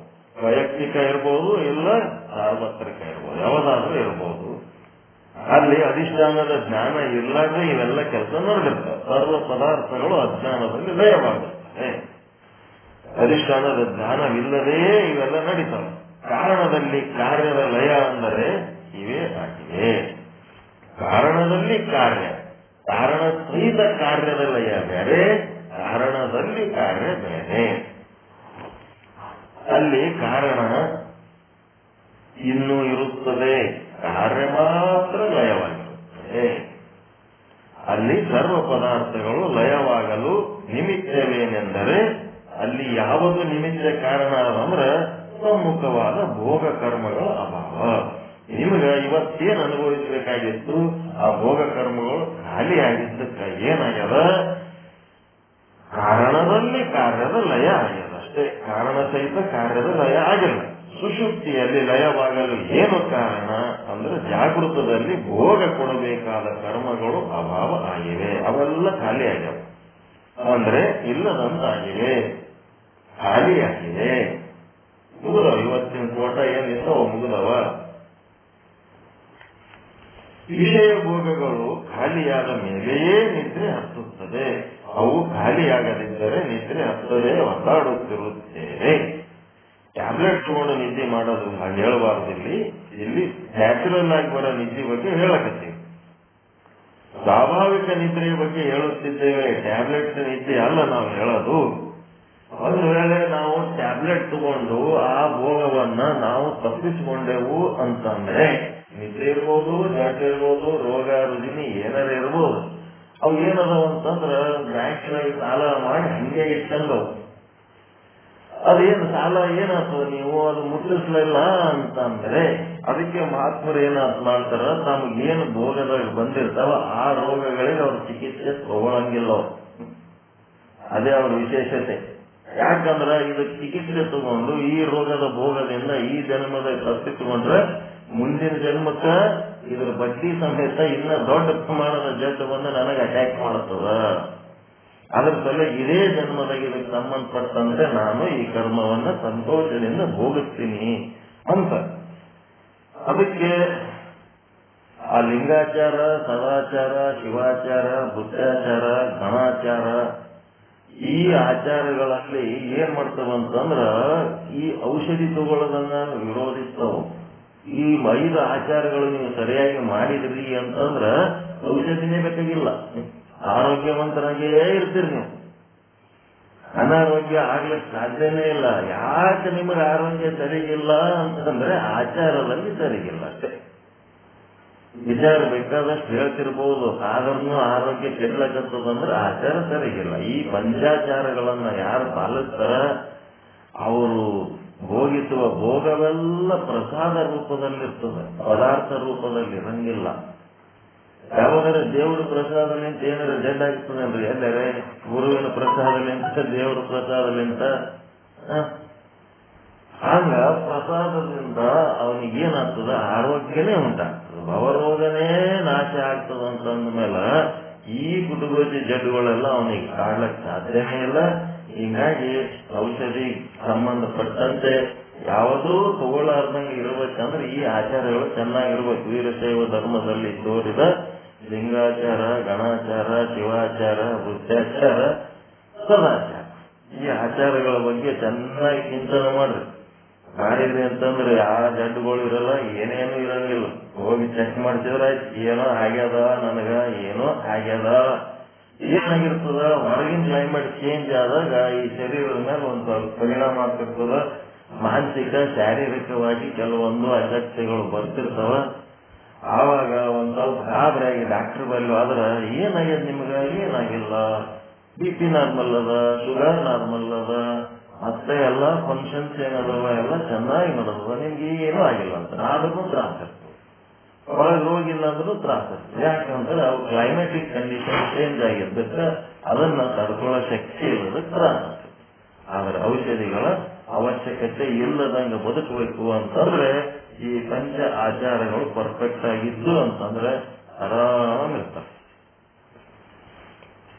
ಅದಕ್ಕೆ ಪ್ರಾಕೃತಿಕವಾಗಿ ನಿದ್ರೆ ಹತ್ತಬೇಕಾದರೆ ಜಾಗೃತ ಅವಸ್ಥೆಯಲ್ಲಿ ಭೋಗ ಕೊಡಬೇಕಾದ ಕರ್ಮಗಳು ಅಭಾವ ಆಗಬೇಕು, ಅಂದರೆ ಖಾಲಿಯಾಗಿ ಬಿಡಬೇಕು. ಆಗ ಗಾಢವಾದ ನಿದ್ರೆ ಹತ್ತುತ್ತದೆ. ಯಾವಾಗ ಮತ್ತೆ ಕರ್ಮ ಸಮ್ಮುಖವಾಗುತ್ತವೆಯೋ ಹಾಗೆ ಮತ್ತೆ ಎತ್ತರಕ್ಕೆ ತರುತ್ತವೆ. ಮತ್ತ ಮರುದಿನ ಸೂರ್ಯ ಬರುವಾಗ ಆ ಸೂರ್ಯನ ಜೊತೆಗೆ ಮತ್ತೆ ನಮ್ಮ ಕರ್ಮಗಳು ಬರ್ತಾವೆ. ಇವತ್ತಿನ ಕರ್ಮ ಇವಾಗ ನೋಡಪ್ಪ ಅನುಭವಿಸ್ತಾನೆ. ಇವೆಲ್ಲ ಕರ್ಮದ ಲೀಲೆಗಳು. ಕಾರಣವೇನೆಂದರೆ 3 ಅವಸ್ಥೆಗಳು ಜಾಗ್ರ, ಸ್ವಪ್ನ, ಸುಷುಪ್ತಿ ಇವೆಲ್ಲ ಕರ್ಮದ ಅಧೀನದಲ್ಲಿವೆ. ಅದರಂತೆ ಅಧಿಷ್ಠಾನ ಸಾಕ್ಷಿಯ ಜ್ಞಾನವಿಲ್ಲದೆಯೇ ಸರ್ಪದ ಜ್ಞಾನ ಲಯವಾಗುತ್ತದೆ. ಈ ಒಂದು ಕಾರಣದಲ್ಲಿ ಕಾರ್ಯದ ಲಯ ಆಗುವ ಪ್ರೋಸೆಸ್ ನಲ್ಲಿ ಏನದಪ್ಪ ಅಂತಂದ್ರೆ ಅಧಿಷ್ಠಾನದ ಜ್ಞಾನ ಇಲ್ಲದೇನೆ ಈ ಸರ್ಪದ ಜ್ಞಾನ ಲಯ ಆಗ್ತದೆ. ಇದು ಒಂದ್ ರೀತಿ ಲಯ. ಅಂದ್ರೆ ಏನಾಯ್ತಪ್ಪ ಅಂತಂದ್ರೆ ಈ ವಸ್ತುವಿನ ಜ್ಞಾನ ಲಯ ಆಗ್ಬೇಕು. ಕಾರಣದಲ್ಲಿ ಕಾರ್ಯದ ಲಯ, ಕಾರಣ ಸಹಿತ ಕಾರ್ಯದ ಲಯ ಆಗ್ಬೇಕಾದ್ರೆ ಮುಂದೇನ್ ಮಾಡ್ಬೇಕು ಹೇಳ್ತಾರೆ. ಅದಕ್ಕಿಲ್ಲಿ ಶಂಕೆ ಏನಾಯ್ತು, ಸರ್ಪದ ಜ್ಞಾನದ ಅಧಿಷ್ಠಾನ ಸಾಕ್ಷಿ. ಅಧಿಷ್ಠಾನ ಜ್ಞಾನ ಅಂದ್ರೆ ಸರ್ಪದ ಜ್ಞಾನದ ಅಧಿಷ್ಠಾನ ಸಾಕ್ಷಿ ಆದಾಗಲೇ ಕಲ್ಪಿತ ನಿವೃತ್ತಿ ಆಗುತ್ತದೆ ಅಂತ ಹೇಳಿದ್ದು. ಅಂದರೆ ಲಯರೂಪ ನಿವೃತ್ತಿಗೆ ಅಧಿಷ್ಠಾನದ ಜ್ಞಾನದ ಅವಶ್ಯಕತೆ ಇಲ್ಲ. ಸರ್ಪದ ಜ್ಞಾನದ ಅಧಿಷ್ಠಾನ ಸಾಕ್ಷಿ ಜ್ಞಾನ ಆದಾಗಲೇ ಕಲ್ಪಿತ ನಿವೃತ್ತಿ ಆಗ್ತದೆ ಅಂತ ಹೇಳಿದ್ದು. ಆದರೆ ಇಲ್ಲಿ ಲಯ ರೂಪ ನಿವೃತ್ತಿಗೆ ಅಧಿಷ್ಠಾನದ ಜ್ಞಾನದ ಅವಶ್ಯಕತೆ ಇಲ್ಲ ಅಂತ ಹೇಳಕತ್ತೀರಿ. ಅಲ್ಲಿ ಸರ್ಪದ ಜ್ಞಾನಕ್ಕೆ ವಿಷಯವಾಗಿ ಯಾವ ಸರ್ಪವಿರುವುದೋ ಅದರ ಅಭಾವವೇ ಸರ್ಪದ ಜ್ಞಾನದ ಲಯಕ್ಕೆ ಕಾರಣ ಅಂತ ಹೇಳ್ತೀರಿ. ಅದಕ್ಕೆ ಯಾವ ರೀತಿ ಜಾಗೃತಾವಸ್ಥೆಯ ಕರ್ಮಗಳು ಅಭಾವವೇ ಸ್ವಪ್ನಕ್ಕೆ ನಿಮಿತ್ತವಾಗಿರುತ್ತವೆಯೋ ಹಾಗೆಯೇ ಸರ್ಪದ ಅಭಾವವೇ ಸರ್ಪದ ಜ್ಞಾನದ ಲಯಕ್ಕೆ ನಿಮಿತ್ತವಾಗಿರುತ್ತದೆ. ಸರ್ಪದ ಅಭಾವ, ಸರ್ಪ ಇರೋ ತನಕ ಸರ್ಪದ ಜ್ಞಾನ, ಕರ್ಮ ಇರೋ ತನಕ ಎಚ್ಚರಿರ್ತೀರಿ. ಕರ್ಮದ ಭೋಗ ಮುಗಿತು ಅಂತಂದ್ರ ನಿದ್ದೆ ಹೋಗ್ತೀರಿ. ಹಂಗ ಸರ್ಪ ಆಯ್ತು, ರಜ್ಜುವಿನ ಜ್ಞಾನ ಆಯ್ತು ಅಂತಂದ್ರ ಸರ್ಪದ ಜ್ಞಾನನು ಲಯವಾಗಿ ಹೋಗ್ತದ. ಸರ್ಪದ ಜ್ಞಾನಕ್ಕ ನಿಮಿತ್ತ ಕಾರಣ ಯಾವುದು ಅಂತಂದ್ರೆ ಸರ್ಪನೇ. ಮತ್ತ ನೀವು ಎತ್ತರಿರೋದಕ್ಕೆ ನಿಮಿತ್ತ ಕಾರಣ ಯಾವುದು? ನಿಮ್ಮ ಕರ್ಮಗಳೇ. ಆ ಕರ್ಮಗಳೆಲ್ಲ ಖಾಲಿ ಆದ ಅಂದ್ರೆ ನಿದ್ದೆ ಬರ್ತದೆ. ಈ ಪ್ರಕಾರದಿಂದ ಸರ್ಪದ ನಿವೃತ್ತಿಯು ರಜ್ಜು ಜ್ಞಾನದಿಂದ ಆಗುತ್ತದೆ ಮತ್ತು ಸರ್ಪ ಜ್ಞಾನಕ್ಕೆ ವಿಷಯವಾದ ಯಾವ ಸರ್ಪವಿರುವುದೋ ಅದರ ಅಭಾವದಿಂದ ಸರ್ಪದ ಜ್ಞಾನ ಲಯವಾಗುತ್ತದೆ. ಲಯ ರೂಪ ಅಂತಂದ್ರೆ ನೀವು ರಜ್ಜುವಿನ ಜ್ಞಾನದ ಮಟ್ಟಿಗೆ ತಿಳ್ಕೊಂಡು, ರಜ್ಜುವನ್ನ ಅಷ್ಟೇ ತಿಳ್ಕೊಂಡು ನೀವು ಸರ್ಪದ ನಿವೃತ್ತಿ ಮಾಡ್ಕೊಂಡಿರ್ತೀರಲ್ಲ, ಅದು ಲಯ ರೂಪ ನಿವೃತ್ತಿ. ಎಲ್ಲಿ ಸ್ಟೇಜ್ ಬೇರೆ ಇರೋದು, ಇಲ್ಲೊಂದು 2 ಸ್ಟೇಜ್ ಹೇಳಕತ್ತಾರ. ಈಗ ನಿಮ್ಗ ಸರ್ಪದ ನಿವೃತ್ತಿ ಆಗ್ಬೇಕಾದ್ರ ಏನಾಯ್ತು? ರಜ್ಜುವಿನ ಜ್ಞಾನ ಅಷ್ಟಕ್ಕೆ ನೀವು ಚಿದಾಭಾಸಗೆ ರಜ್ಜು ನೋಡೋ ಶಕ್ತಿ ಅದ, ಅಷ್ಟರ ಮಟ್ಟಿಗೆ ನೀವು ತಿಳ್ಕೊಂಡು ನೀವು ಸರ್ಪದ ನಿವೃತ್ತಿ ಮಾಡ್ಕೊಂಡಿದ್ರಿ ಅಂತಂದ್ರೆ ಏನಾಯ್ತದು? ಲಯ ರೂಪ ನಿವೃತ್ತಿ. ಅತ್ಯಂತ ನಿವೃತ್ತಿ ಅಂದ್ರ ಉಭಯದ ಚೇತನದಿಂದ ನೀವು ಸರ್ಪದ ನಿವೃತ್ತಿ ಮಾಡ್ಕೊಂಡಿದ್ರಿ ಅಂತಂದ್ರೆ, ರಜ್ಜು ಉಭಯದ ಚೇತನದಿಂದ ನೀವು ಸರ್ಪದ ನಿವೃತ್ತಿ ಮಾಡ್ಕೊಂಡಿದ್ರಿ ಅಂತಂದ್ರೆ ಅದು ಅತ್ಯಂತ ನಿವೃತ್ತಿ. ತಿಳಿಲಕತ್ತದ್ರಿ?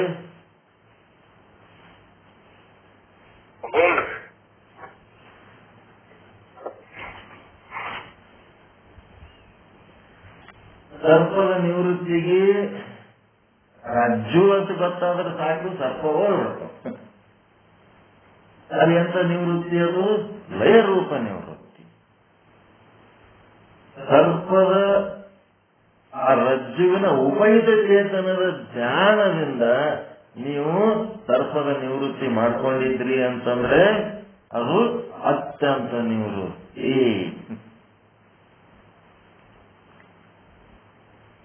ಈ ಪ್ರಕಾರದಿಂದ ಸರ್ಪದ ನಿವೃತ್ತಿಯು ರಜ್ಜು ಜ್ಞಾನದಿಂದ ಆಗುತ್ತದೆ. ಸರ್ಪದ ಜ್ಞಾನಕ್ಕೆ ವಿಷಯವಾದ ಯಾವ ಸರ್ಪವಿರುವುದೋ ಅದರ ಅಭಾವದಿಂದ ಸರ್ಪದ ಜ್ಞಾನವು ಲಯ ಆಗ್ತದ ಹೊರತು ಅತ್ಯಂತ ನಿವೃತ್ತಿ ಆಗಂಗಿಲ್ಲ. ಲಯರೂಪ ನಿವೃತ್ತಿ ಆಗ್ತದೆ. ರಜ್ಜುವನ್ನ ನೋಡಿ ನೀವು ಸರ್ಪ ನಿವೃತ್ತಿ ಮಾಡ್ಕೊಂಡ್ರಿ ಅಂದ್ರೆ ಅದು ಲಯರೂಪ ನಿವೃತ್ತಿ. ರಜ್ಜುವಿನ ಉಭಯದ ಚೇತನದಿಂದ ನೀವು ಸರ್ಪವನ್ನ ನಿವೃತ್ತಿ ಮಾಡ್ಕೊಂಡಿದ್ರಿ ಅಂತಂದ್ರ ಅದು ಅತ್ಯಂತ ನಿವೃತ್ತಿ. ಅದೇ ರೀತಿ ಅಂತಃಕರಣದ ಮೂಲಕ, ಬರೇ ಮನ ಬುದ್ಧಿ ಚಿತ್ತದ ಮೂಲಕ ನೀವು ಸರ್ಪದ ಜ್ಞಾನದ ನಿವೃತ್ತಿ ಮಾಡ್ಕೊಂಡಿದ್ರಿ ಅಂದ್ರ ಅದು ಲಯರೂಪ ನಿವೃತ್ತಿ. ಮತ್ತೆ ಆ ಅಂತಃಕರಣ ಉಭಯದ ಚೇತನ ಏನ್ ಹಿಂದದಲ್ಲ, ಆ ಉಭಯದ ಚೇತನದ ಜ್ಞಾನ ಮಾಡಿಕೊಂಡು ನೀವು ಸರ್ಪದ ಜ್ಞಾನದ ನಿವೃತ್ತಿ ಮಾಡ್ಕೊಂಡಿದ್ರಿ ಅಂತಂದ್ರೆ ಅದೆಂತದು? ಅತ್ಯಂತ ನಿವೃತ್ತಿ. ಸರ್ಪದ ಜ್ಞಾನದ ಅತ್ಯಂತ ನಿವೃತ್ತಿ. ಅತ್ಯಂತ ಅಂದ್ರೆ ಮತ್ತೆ ಚೀಲಾರ್ದಂಗ ಹಾಕದದು. ಗಿಡದ ಬೇರ್ ಸಮೇತ ತೆಗೆದ್ರಿ ಅಂದ್ರೆ ಅದು ಅತ್ಯಂತ ನಿವೃತ್ತಿ. ಮತ್ತೆ ಚಿಗಿಲಾರ್ದಂಗ ಮಾಡೋದು ಲಯ ರೂಪ ನಿವೃತ್ತಿ ಅಂತಂದ್ರೆ ಮೇಲ್ಮೇಲಿಂದಷ್ಟೇ ಎಲೆಗಳು ಟೊಂಗೆಗಳು ತೆಗೆಯೋದಷ್ಟೇ. ಹೆಂಗದು ನೋಡ್ರಿ, ಲಯ ರೂಪ ನಿವೃತ್ತಿ ಅತ್ಯಂತ ನಿವೃತ್ತಿ ಎಲ್ಲಿ ಫಿಟ್ ಮಾಡ್ಯಾರ ನೋಡ್ರಿ. ಹೊರಗ ಸರ್ಪ ಅದ, ಸರ್ಪದಿಂದ ರಜ್ಜು ಅದ, ರಜ್ಜುವಿನಿಂದ ಉಪಹಿತ ಚೇತನ ಅದ. ನೀವು ಸರ್ಪದ ನಿವೃತ್ತಿ ಆಗಬೇಕಾದ್ರೆ ರಜ್ಜುವಿನ ಜ್ಞಾನ, ಚಿದಾಭಾಸನ ಮಟ್ಟಿಗೆ ರಜ್ಜುವಿನ ಜ್ಞಾನ ಮಾಡಿಕೊಂಡು ನೀವು ಅಷ್ಟರ ಪಟ್ಟಿಗೆ ಅಲ್ಲಿ ಒಂದು ಹಾವಿಲ್ಲ ಹಗ್ಗದಂತಿದ್ದೇ ನೀವು ಚಿದಾಭಾಸನ ಮಟ್ಟಿಗೆ ಹಗ್ಗದ ಜ್ಞಾನದಿಂದ ನೀವು ಆ ಸರ್ಪದ ನಿವೃತ್ತಿ ಮಾಡ್ಕೊಂಡಿದ್ರಿ ಅಂದ್ರೆ ಅದಕ್ಕೇನಂತಾರ ಲಯ ರೂಪ ನಿವೃತ್ತಿ ಅಂತಾರ. ಅದು ಏನ್ ಮಾಡ್ತದ, ಮತ್ತೆ ಅಟ್ಯಾಕ್ ಆಗೋ ಚಾನ್ಸ್ ಇರ್ತದೆ. ಗಾಳಿಗಳು ಹೋಗಿ ಮತ್ತೆ ಬಟ್ಟೆ ಆಗಂಗ ಏನಿರ್ತದಲ್ಲ, ಆಗ ನಿಮ್ಮ ಕರ್ಮಗಳು ಮತ್ತೆ ನಿಮಗೆ ಫಲ ಕೊಡಂತ ಚಾನ್ಸ್ ಇರ್ತದ. ಲಯ ರೂಪ ನಿವೃತ್ತಿ ಮಾಡ್ಕೊಂಡ್ರಿ ಅಂದ್ರೆ ಮತ್ತೆ ಫಲ ಕೊಡೋ ಚಾನ್ಸ್ ಇರ್ತದ. ಅದಕ್ಕೆ ಅತ್ಯಂತ ನಿವೃತ್ತಿ ಮಾಡ್ಕೋಬೇಕಾದ್ರೆ ಹುರುಳಿ ಹೆಂಗಾಗ್ಬೇಕು, ಅವು ಒಯ್ದು ಭೂಮಿ ಮೇಲೆ ಬಿತ್ತಿದ್ರು ಮತ್ತೆ ಫಲ ಕೊಡಂಗ ಆಗಿರಬಾರ್ದು. ಅದಕ್ಕೆ ಉಪಹಿತ ಚೇತನ, ರಜ್ಜುವಿನ ಉಪಹಿತ ಚೇತನದಿಂದ ಅದನ್ನ ತಿಳ್ಕೊಂಡು ನೀವು ಸರ್ಪವನ್ನ ನಿವೃತ್ತಿ ಮಾಡ್ಕೊಂಡ್ರಿ ಅಂತಂದ್ರೆ ಅದು ಬ್ರಹ್ಮಜ್ಞಾನದಿಂದ ನಿವೃತ್ತಿ ಮಾಡ್ಕೊಂಡ್ರಿ ಈ ಭ್ರಮೆಯನ್ನ ಅಂತಂದ್ರೆ ಅದು ಏನದು ಅತ್ಯಂತ ನಿವೃತ್ತಿ. ಸರಳ ಭಾಷೆದಾಗ ಹೇಳ್ಬೇಕಂದ್ರ ಈ ರಜ್ಜು ಏನದ, ಎಂತ ಸತ್ಯ ಇದು? ವ್ಯಾವಹಾರಿಕ ಸತ್ಯ. ವ್ಯಾವಹಾರಿಕ ಸತ್ಯದ ಮೂಲಕ ನೀವು ಆ ಭ್ರಮೆಯನ್ನ ಕಳ್ಕೊಂಡಿದ್ರಿ ಅಂತಂದ್ರೆ ಅದು ಏನ್ ಮಾಡ್ತದ, ಲಯ ರೂಪ ನಿವೃತ್ತಿ. ಮುಂದೆ ಉಪಹಿತ ಚೇತನ ಅಂದ್ರೆ ಪಾರಮಾರ್ಥಿಕ ಸತ್ಯದಿಂದ ನೀವು ಆ ಭ್ರಮೆಯನ್ನ ಕಳ್ಕೊಂಡಿದ್ರಿ ಅಂದ್ರೆ ಅದು ಅತ್ಯಂತ ನಿವೃತ್ತಿ. ಅದೇ ರೀತಿ ಹೊರಗ ಸರ್ಪ ಇದ್ದಂಗ ನಿಮ್ಮ ಅಂತಃಕರಣದ ಒಳಗ ಸರ್ಪದ ಜ್ಞಾನ ಆಗ್ಯದ. ಅದು ಜ್ಞಾನ ಎದರಿಂದ ಆಗ್ಯದ? ನಿಮ್ಮ ಅಂತಃಕರಣದಿಂದ ಆಗ್ಯದ. ಹೀಗಾಗಿ ಅಂತಃಕರಣದ ಮಟ್ಟಿಗೆ ನೀವು ತಿಳ್ಕೊಂಡು ಆ ಜ್ಞಾನವನ್ನ ನೀವು ನಿವೃತ್ತಿ ಮಾಡ್ಕೊಂಡಿದ್ರಿ ಅಂತಂದ್ರೆ ಏನಾಯ್ತು, ಅದು ಲಯ ರೂಪ ನಿವೃತ್ತಿ. ನಿಮ್ಮ ಅಂತಃಕರಣ ಉಪಹಿತ ಚೇತನವಾದ ಸಾಕ್ಷಿ ಚೇತನದ ಜ್ಞಾನ ಮಾಡಿಕೊಂಡು ನೀವು ಸರ್ಪದ ಜ್ಞಾನದ ನಿವೃತ್ತಿ ಮಾಡ್ಕೊಂಡಿದ್ರಿ ಅಂತಂದ್ರೆ ಅದು ಅತ್ಯಂತ ನಿವೃತ್ತಿ. ಬಹಳ ಸೂಕ್ಷ್ಮದ ವಿಷಯ.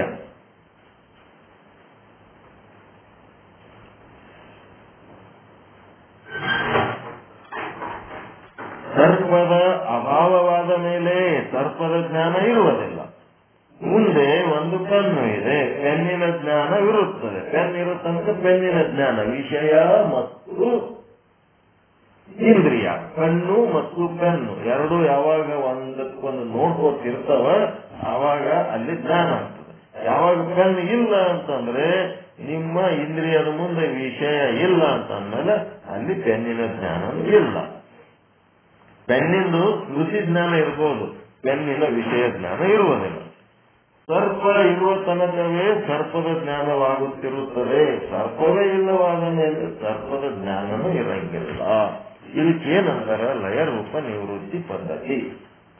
ಒಂದನೇ ಸಮಾಧಾನ ಹೆಂಗದಪ್ಪ ಅಂತಂದ್ರೆ ಲಯ ರೂಪ ನಿವೃತ್ತಿ ಪದ್ಧತಿ. ಇದು ಒಂದನೇ ಸಮಾಧಾನ ಹೇಳಿದಲ್ಲ, ಎಲ್ಲಿ 140ನೇ ಒಂದನೇ ಸಮಾಧಾನ. ಸರ್ಪ ಇಲ್ಲ ಅಂತಂದ್ರೆ ಸರ್ಪದ ಜ್ಞಾನನೂ ಇರಂಗಿಲ್ಲ ಅಂತಂದ್ರೆ ಇದು ಲಯ ರೂಪ ನಿವೃತ್ತಿ.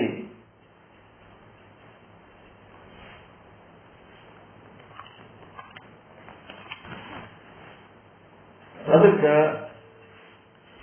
ಸರ್ಪ ಇರುವ ತನಕವೇ ಸರ್ಪದ ಜ್ಞಾನವಾಗುತ್ತಿರ್ತದೆ. ಸರ್ಪವೇ ಇಲ್ಲವಾದ ಮೇಲೆ ಜ್ಞಾನವೂ ಇಲ್ಲ. ಇದಕ್ಕೇನಂತಾರೆ ಲಯ ರೂಪ ನಿವೃತ್ತಿ. ಎರಡು ಪ್ರಕಾರದ ನಿವೃತ್ತಿ, ಒಂದು ಅತ್ಯಂತ ನಿವೃತ್ತಿ, ಇನ್ನೊಂದು ಲಯ ರೂಪ ನಿವೃತ್ತಿ. ಅತ್ಯಂತ ನಿವೃತ್ತಿ ಹೆಂಗಾಗ್ತದ, ಲಯ ರೂಪ ನಿವೃತ್ತಿ ಹೆಂಗಾಗ್ತದ ಅಂದ್ರೆ ಲಯ ರೂಪ ನಿವೃತ್ತಿ ಒಳಗ ಕಾರಣ ಹಂಗೆ ಇರ್ತದ, ಕಾರ್ಯ ಹೋಗಿ ಕಾರಣದೊಳಗ ಲಯ ಆಗ್ಬಿಡ್ತದೆ. ಆದ್ರೆ ಅತ್ಯಂತ ನಿವೃತ್ತಿ ಒಳಗೇನದ ಕಾರಣ ಕಾರ್ಯ ಎರಡೂ ಲಯ ಆಗ್ತಾವ, ಇಲ್ಲದಂಗ ಆಗ್ತಾವ. ಅಲ್ಲಿ ಕಾರಣನೇ ಇರಂಗಿಲ್ಲ, ಕಾರ್ಯನೂ ಇರಂಗಿಲ್ಲ. ಅತ್ಯಂತ ನಿವೃತ್ತಿ.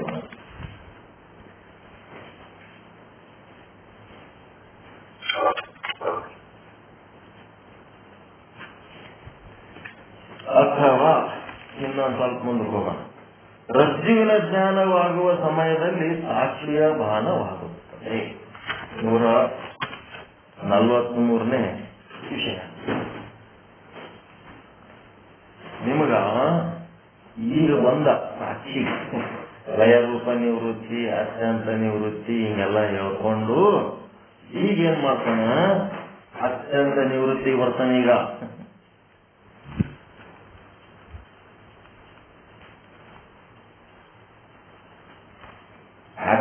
ಹಾವೇ ಇಲ್ಲ ಅಂತಂದ್ಮೇಲೆ ಅಲ್ಲಿ ಹಾವಿನ ಜ್ಞಾನ ಹೆಂಗಿರ್ತದ ಅಂತಂದ್ರ ಅದೇನದು ಲಯ ರೂಪ ನಿವೃತ್ತಿ.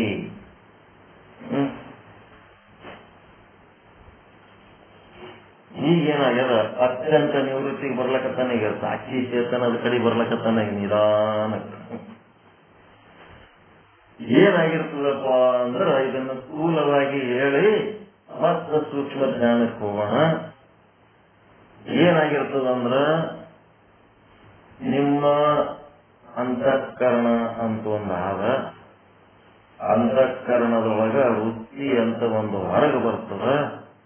ನಿಮ್ಮ ಇಂದ್ರಿಯ ದ್ವಾರ ಹೊರಗೆ ಬಂದಾಗ ಅಂತಃಕರಣದೊಳಗ ಏನೇನದ, ಚಿದಾಭಾಸದನ ಜೀವ ಅದನ. ಮತ್ತೇನದ ಅಂತಃಕರಣದೊಳಗ, ಅಂತಃಕರಣ ಉಪಯುತ ಚೇತನ ಆದ, ಮತ್ತೆ ವೃತ್ತಿನೂ ಆದ. ಅವು ಮೂರು ಹೊರಗೆ ಬರ್ಲಕತ್ತಾವ. ಒಂದು ವೃತ್ತಿ ಭಾಗ, ಇನ್ನ ಒಂದು ಚಿದಾಭಾಸ ಭಾಗ, ಮತ್ತೆ ಅಂತಃಕರಣ ಉಪಯುತ ಚೇತನ ಅಂದ್ರೆ ಸಾಕ್ಷಿ ಭಾಗ. ಮೂರು ಹೊರಗೆ ಬರ್ಲಕತ್ತಾವ. ಹೊರಗೆ ಬಂದ ಮೇಲೆ ಅಂತಃಕರಣದೊಳಗಿರುವ ಉಪಯುತ ಚೇತನ ಸಾಕ್ಷಿ ಚೇತನ ಬೇರೆ, ಮತ್ತ ನಿಮ್ಮ ವೃತ್ತಿ ಒಳಗಿರುವ ಸಾಕ್ಷಿ ಚೇತನ ಬೇರೆ ಇರ್ತದೇನ್ರಿ?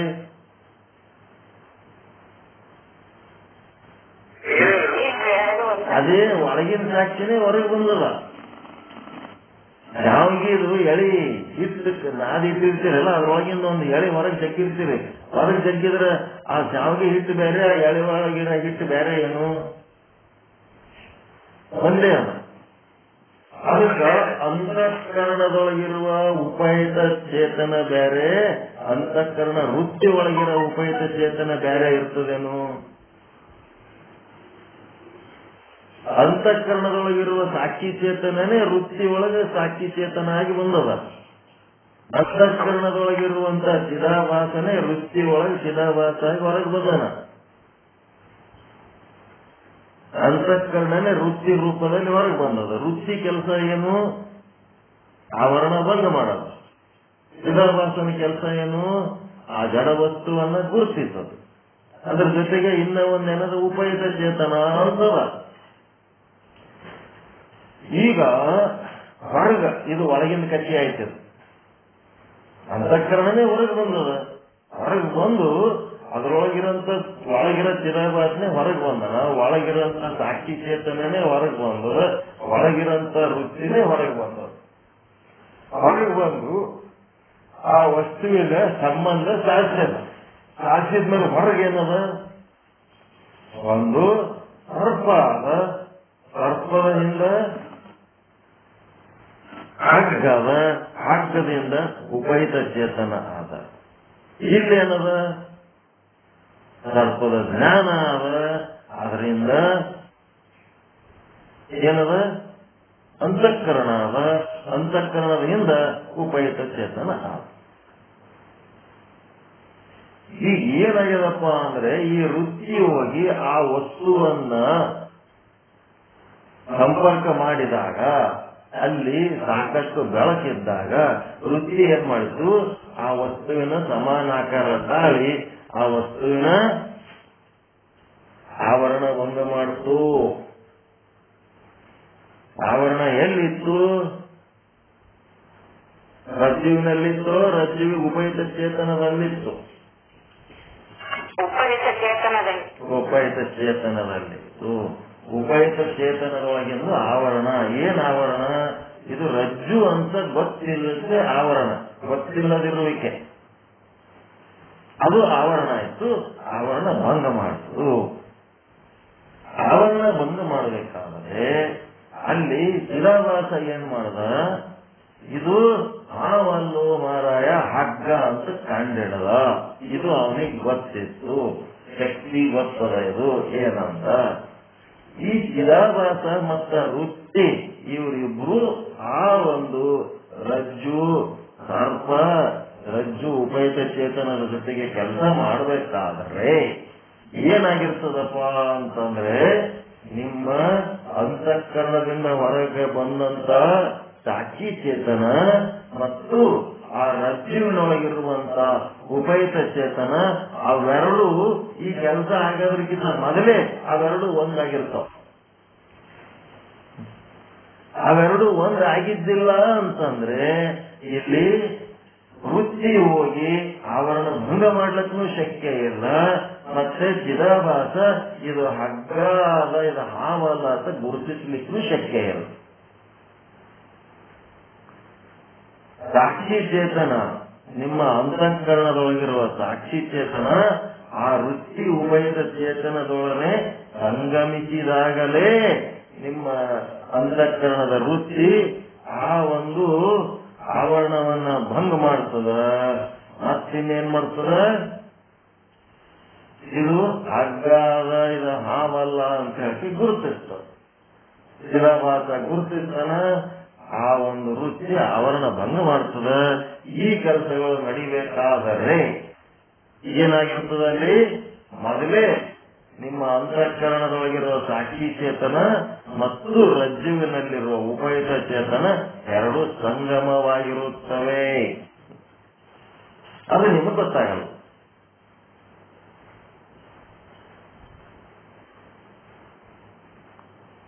ಹೆಂಗ್ ಮಾಡ್ತೀರಿ? ಸಾಕ್ಷಿ ಚೇತನದ ಸಂಗಮವಾದಾಗಲೇ ಆ ಒಂದು ವೃತ್ತಿಯಿಂದ ಆವರಣ ಭಂಗ ಮಾಡಲಿಕ್ಕೆ ಸಾಧ್ಯ, ಮತ್ತ ಚಿದಾಭಾಸನಿಂದ ರಜ್ಜುವನ್ನ ಗುರುತಿಡಿಲಿಕ್ಕೆ ಸಾಧ್ಯ. ಹೆಂಗ್ ಮಾಡ್ತೀರಿ? ತಿಳಿಲಕ್ಕತ್ತದ?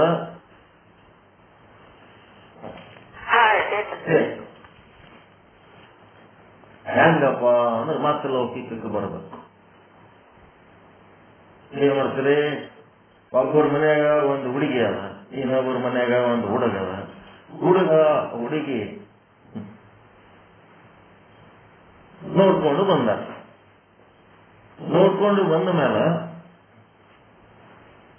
ಮುಂದ ಎಂಗೇಜ್ಮೆಂಟು, ಬಟ್ಟೆ ಖರೀದಿನೋ, ಬಂಗಾರ ಖರೀದಿನೋ ಏನೆಲ್ಲ ಕೆಲಸಗಳು ನಡೆದವು ಅಂತಂದ್ರೆ ಅದರ ಅರ್ಥ ಏನು? ಎರಡು ಕಡೆ ಮದುವೆ ಸಿದ್ಧತೆಗಳು ನಡೆದವಂದ್ರೆ ಅದರ ಅರ್ಥ ಏನು? ಹುಡುಗ ಹುಡುಗಿಗೆ ಒಪ್ಕೊಂಡನ, ಹುಡುಗಿ ಹುಡುಗರಿಗೆ ಒಪ್ಕೊಂಡನ. ಅವರಿಬ್ರು ಗವರ್ನರ್ ಆರ್ಡರ್ ಪಾಸ್ ಮಾಡ್ದಂಗ ಮಾಡಿಬಿಟ್ಟಾರ. ಜೀವ ಅಂತಾರ ಅದಕ್ಕೆ. ಆಮೇಲೆ ಊಸು ಮಂದಿ ಮನಿ ಮಂದೆಲ್ಲ ತಲೆ ಕೆಡ್ಸ್ಕೊಂಡು ಸುಣ್ಣ ಹಚ್ಚಿದೆ, ಬಣ್ಣ ಹಚ್ಚಿದೆ, ಅದು ಮಾಡಿದೆ, ಇದು ಮಾಡಿದೆ. ಇವರೆಲ್ಲರೂ ಯಾಕೆ ತಲೆ ಕೆಡ್ಸ್ಕೊಳಕ್ ಸಾಧ್ಯ ಆಯ್ತು? ಅವರಿಬ್ರು ಒಪ್ಪಿಕೊಂಡದ್ದಕ್ಕೆ. ಅವರಿಬ್ರು ಒಬ್ರಿಗೊಬ್ರು ಪರಸ್ಪರ ಒಪ್ಪಿಕೊಂಡ ಕಾರಣ.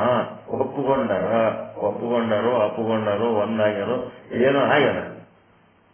ಮಾನಸಿಕವಾಗಿ ಭೌತಿಕವಾಗಿ ಓಕೆ ಅಂತ ಕೊಟ್ಬಿಟ್ಟಾರ ರಿಪೋರ್ಟ್. ಅದಕ್ಕೆ ಇವೆಲ್ಲ ಕೆಲಸ ನಡೆದ. ಅವರಿಬ್ರು ಒಪ್ಪಿಕೊಂಡಿದ್ದಿಲ್ಲ ಅಂತಂದ್ರ ಈ ತಯಾರಿಗಳು, ಈ ಕಾರ್ಯಕ್ರಮಗಳು ನಡೀತಿತ್ತೇನು?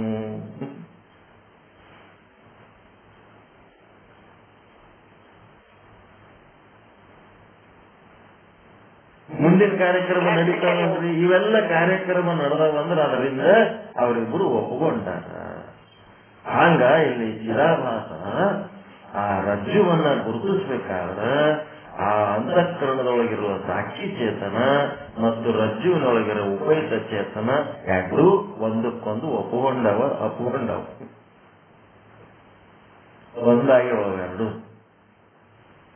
ಮತ್ತೆ ಈ ವೃತ್ತಿ ಹೋಗಿ ಆ ಒಂದು ರಜ್ಜು ಉಪಯುಕ್ತ ಚೇತನದೊಳಗಿನ ಆವರಣ ಭಂಗ ಮಾಡಬೇಕಾದ್ರೆ ಅಲ್ಲಿ ಅವೆರಡು ಉಪಯುಕ್ತ ಚೇತನಗಳು ಒಂದಾಗಿದ್ದಕ್ಕೆ ಇವು ಆಗಿರ್ತಾವಪ್ಪ. ನಿನಗ ರಜ್ಜು ಉಪಯುಕ್ತ ಚೇತನದ ಸುದ್ದಿ ಹೇಳಿದ ಮೇಲೆ ಈ ಒಂದು ಸಾಕ್ಷಿ ಚೇತನದ ವಿಷಯ ಹೇಳಿಲ್ಲ ಅಂತಂದ್ರ ಅಲ್ಲಿ ಸಾಕ್ಷಿ ಚೇತನನು ಕೆಲಸ ಮಾಡಿರ್ತದ. ಅದು ನಿನಗೆ ಇಲ್ಲಿ ತನಕ ಹೇಳಿಲ್ಲ, ಈಗ ಹೇಳಕತ್ತೀನಿ ನೋಡಿದ್ದು. ಅದಕ್ಕೆ ಸಪರೇಟ್ ಹೇಳೋ ಅವಶ್ಯಕತೆ ಇಲ್ಲ. ರಜ್ಜು ಆದ ಅಂತಂದ್ರೆ ರಜ್ಜು ಉಪಯುಕ್ತ ಚೇತನ ಇರ್ತದ. ರಜ್ಜು ಉಪಯುಕ್ತ ಚೇತನದಿಂದ ನಿನಗ ಸರ್ಪದ ಜ್ಞಾನ ನಿವೃತ್ತಿ ಆಗ್ಯದ ಅಂತಂದ್ರೆ ಅಲ್ಲಿ ಅಂತಃಕರಣ ಉಪಯುಕ್ತ ಚೇತನನು ಕೆಲಸ ಮಾಡ್ಯದ. ಸರ್ಪ ಮತ್ತು ಸರ್ಪದ ಜ್ಞಾನ ನಿವೃತ್ತಿ ಆಗ್ಯದ ಅಂದ್ರೆ ಅಂತಃಕರಣ ಉಪಯುಕ್ತ ಚೇತನನು ಕೆಲಸ ಮಾಡ್ಯದ. ಅಂತಃಕರಣ ಉಪಯುಕ್ತ ಚೇತನ ಅಜ್ಞಾತವಾಗಿ ಉಳಿದದಂತಂದ್ರೆ ಅದು ಆಟೋಮೆಟಿಕ್ ಆಗಿ ಕೆಲಸ ಮಾಡಿರ್ತದ.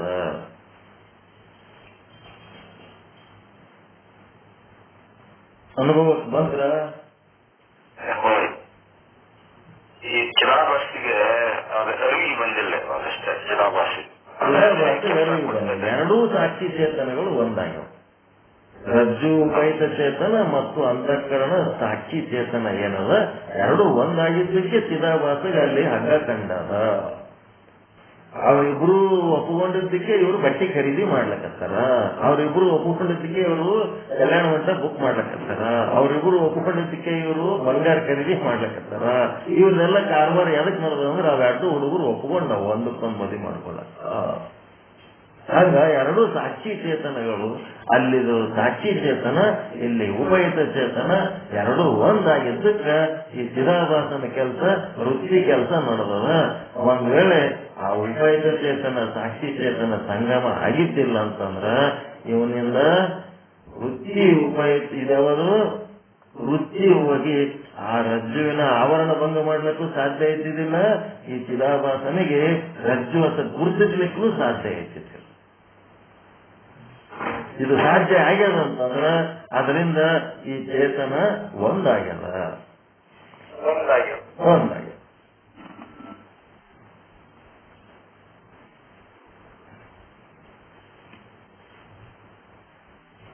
ಚೇತನದಿಂದಲೇ ಎಲ್ಲ ಕೆಲಸ.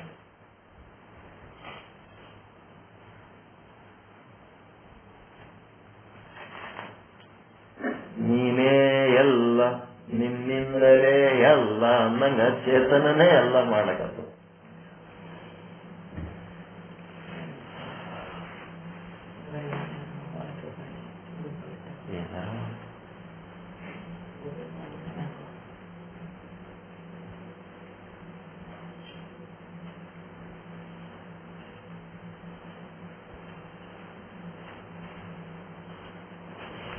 ಏನಾರ ಅನುಭವಕ್ಕೆ ಬಂತ? ಬಂದ್ರ ಸಾಕ್ಷಿ ಚೇತನ ಮತ್ತು ಉಪಯುಕ್ತ ಚೇತನ ಇವೆರಡು ಒಂದು ಆದ ನಂತರ ಅಲ್ಲಿ ಕಾರ್ಯ ಶುದ್ಧವಾದಂತ ಪ್ರಾರಂಭ ಆಗಲ್ಲ. ಅದರಲ್ಲಿ ಎರಡು ಉಪಯುಕ್ತ ವಸ್ತುವನ್ನು ಗುರುತಾಯಿತು. ಅದಕ್ಕೆ ಸಾಕ್ಷಿ ಚೇತನ ಈಗ ಅಜ್ಞಾತವಾಗಿತ್ತಲ್ಲ, ಅದಕ್ಕೆ ಜ್ಞಾತ ಮಾಡಿಬಿಟ್ರಿ. ಗೊತ್ತಾಯ್ತು. ಆತ್ಮದರ್ಶನ ಈಗ ಲೌಕಿಕದೊಳಗೆ ನಮ್ಮ ಉದಾಹರಣೆ ಕೊಟ್ಟಿಲ್ಲಪ್ಪ, ಒಂದು ಹೆಣ್ಣು ಒಂದು ಗಂಡನ್ನ ಎರಡು ವರ್ಷವಾಗ ಅವ್ರು ಎಲ್ಲೇ ಎಲ್ಲಿ ಇರ್ತಿರೋಗ ಅವೆಲ್ಲೇ ಎರಡೂ ಮನಸ್ಸನ್ನು ಒಟ್ಟಿಗೆ ಅಲ್ಲಿ ಚೇತನ ಇಲ್ಲಿ ಚೇತನ ಎರಡೂ ಒಪ್ಪಂದದಾಗ ಅಲ್ಲಿ ಒಂದು ಕಾರ್ಯ ನಡಿಬೇಕು. ಆ ಕಾರ್ಯದಲ್ಲಿ ನಮ್ಮ ಈ ಸಾಕ್ಷಿ ಚೇತನ ಮತ್ತು ಈ ಚೇತನ ಬಂದಾಗಿತ್ತು. ಒಂದು ಹುಡುಗ ಒಂದು ಹುಡುಗಿ ಇದ್ದಂಗ ಒಂದು ಸಾಕ್ಷಿ ಚೇತನ ಅದ, ಇನ್ನೊಂದು ಉಪಯುಕ್ತ ಚೇತನ ಅದ. ಅವೆರಡು ಒಂದಾಗಿದ್ದಕ್ಕೆ ಏನಾಗ್ಯದ, ಇವೆಲ್ಲ ಕಾರ್ಯಕ್ರಮ ನಡೆದ್ಬಿಟ್ಟ. ಬಂಗಾರ ಖರೀದಿ, ಬಟ್ಟೆ ಖರೀದಿ, ಹಂಗ ಅಂತಃಕರಣ ಉಪಯುಕ್ತ ಚೇತನ ಅಂದರೆ ಸಾಕ್ಷಿ ಚೇತನ, ರಜ್ಜು ಉಪಯುಕ್ತ ಚೇತನ ಅವೆರಡು ಒಂದಾಗಿದ್ದಕ್ಕೆ ಆ ಅಂತಃಕರಣ ವೃತ್ತಿ ಹೋಗಿ ಆ ಒಂದು ರಜ್ಜು ಉಪಯುಕ್ತ ಚೇತನದೊಳಗಿನ ಆವರಣ ಭಂಗ ಮಾಡ್ಲಿಕ್ಕೆ ಸಾಧ್ಯ ಆಯಿತು. ರಜ್ಜುವಿನ ಗೊತ್ತಿಲ್ಲದಿರುವಿಕೆಯನ್ನ ಭಂಗ ಮಾಡಿ ರಜ್ಜು ಅಂತ ಗೊತ್ತು ಮಾಡದೆ ಆವರಣ ಭಂಗ. ಅದರ ಆಕಾರ ತಾಳಿ, ಅದರ ಸಮಾನ ಆಕಾರ ತಾಳಿ ರಜ್ಜುವಿನ ಜ್ಞಾನ ಮಾಡಿಕೊಡ್ತದ. ಮತ್ತ ಏನ್ ಮಾಡ್ತದ, ಚಿದಾಭಾಸ ಏನ್ ಮಾಡ್ತಾನ, ಇದು ಹಾವಲ್ಲೋಯಪ್ಪ ಹಗ್ಗತ್ ಗುರುತಿರ್ತಾನ. ಚಿದಾಭಾಸ ಕೆಲಸ ಮಾಡೋದಕ್ಕೂ ಅವೆರಡು ಚೇತನಗಳು ಒಂದಾಗಿರ್ಬೇಕು. ಆ ರುಚಿ ಕೆಲಸ ಮಾಡ್ಬೇಕಾದ್ರೂ ಆ ಎರಡು ಚೇತನಗಳು ಒಂದಾಗಿರ್ಬೇಕು. ಅವು ಒಂದಾದಾಗಲೇ ಈ ಕೆಲಸಗಳು ಮಾಡ್ಲಿಕ್ಕೆ ಸಾಧ್ಯ. ಅವು ಒಂದಾಗಲಿಲ್ಲ ಅಂದ್ರೆ ಈ ಕೆಲಸ ಮಾಡ್ಲಿಕ್ಕೆ ಸಾಧ್ಯ ಇಲ್ಲ.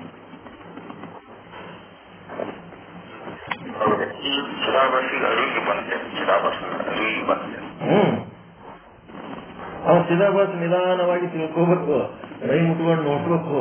ನನ್ಲಿಂತೆ ಇದು ಗುರುತಿಸದ ಅಂತ ಅನ್ಕೊಳ್ಳೀನಿ, ನನ್ಲಿಂತ ಇದು ಗುರುತಿಸಿಲ್ಲ. ನನ್ನಿಂದ ನನ್ನ ಒಂದು ಉಪಯುಕ್ತ ಚೇತನ, ಸಾಕ್ಷಿ ಚೇತನ ಏನದಲ್ಲ ಅದ್ರದ್ದು ಸಪೋರ್ಟ್ ಇದ್ದದಕ್ಕೆ ನಾನು ಈ ಕೆಲಸ ಮಾಡ್ಲಿಕ್ಕೆ ಸಾಧ್ಯ ಆಯ್ತು. ಚಿದಾಭಾಸ ಅರಿವಾಗಬೇಕು.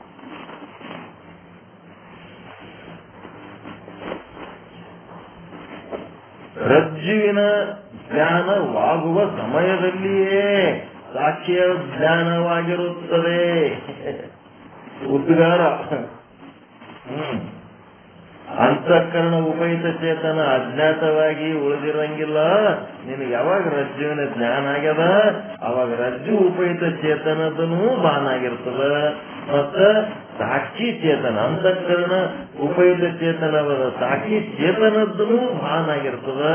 ಆದ್ರ ಈ ಚಿದಾಭಾಸಗ ಆ ಒಂದು ಸಾಕ್ಷಿ ಚೇತನ ಉಪಯುಕ್ತ ಚೇತನಗಳ ಅರಿವಿಲ್ಲದ ಕಾರಣ ಏನಾಗಿದೆ, ಕೇವಲ ಜಡವಸ್ತುವನ್ನೇ ರಜ್ಜು ಅಂತ ತಿಳ್ಕೊಂಡು ಆ ರಜ್ಜುವಿನಿಂದ ಸರ್ಪದ ನಿವೃತ್ತಿ ಆಗ್ಯದ ಅನ್ಕೋತ್ ಕೂತಾನ.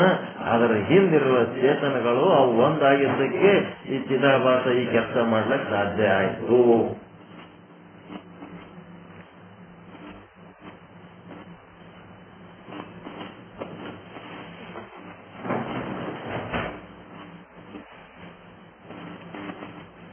ಪ್ರಿನ್ಸಿಪಾಲ್ ಪಗಾರ ಕೊಡ್ತಾನೋ ಪ್ರೆಸಿಡೆಂಟ್ ಪಗಾರ ಕೊಡ್ತಾನ್ರಿ?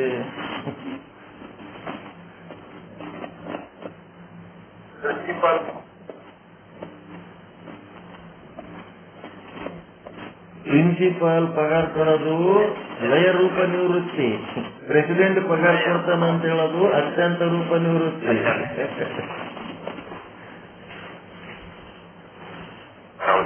ಪ್ರೆಸಿಡೆಂಟ್ ಸ್ಯಾಂಕ್ಷನ್ ಕೊಡ್ಲಾರ್ದೆ ಪ್ರಿನ್ಸಿಪಾಲ್ ಯಾಕೆ ಕೊಡ್ತಾರೆ? ಅಂತಃಕರಣ ಮತ್ತು ರಜ್ಜು ಇವೆರಡರ ಮೂಲಕ ನಮಗೆ ಸರ್ಪ ಮತ್ತು ಸರ್ಪದ ಜ್ಞಾನ ನಿವೃತ್ತಿ ಆಗ್ಯದ ಅಂತಂದ್ರೆ ಅದು ರೂಪ ನಿವೃತ್ತಿ. ಸರ್ಪದ ರಜ್ಜುವಿನ ಹಿಂದ ರಜ್ಜು ಉಪಯುಕ್ತ ಚೇತನ ಮತ್ತು ಅಂತಃಕರಣದ ಹಿಂದ ಸಾಕ್ಷಿ ಚೇತನ ಅವೆರಡೂ ಒಂದಾಗಿದ್ದಕ್ಕ ಸರ್ಪ ಮತ್ತು ಸರ್ಪದ ಜ್ಞಾನ ನಮ್ಗೆ ಏನಾಗ್ಯದ, ನಿವೃತ್ತಿ ಆಗ್ಯದ ಅಂತಂದ್ರೆ ಅದು ಅತ್ಯಂತ ನಿವೃತ್ತಿ.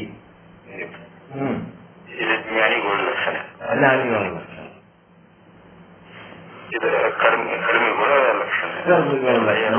ಕರ್ಮಿಗಳದು ಲಯ ರೂಪ ನಿವೃತ್ತಿ, ಜ್ಞಾನಿಗಳದು ಅತ್ಯಂತ ನಿವೃತ್ತಿ.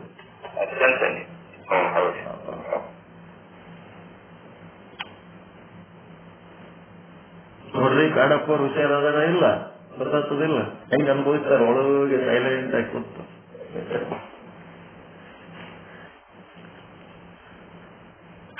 ಒಂದು ಲೆಕ್ಕಕ್ಕೆ ನೋಡಿದ್ರೆ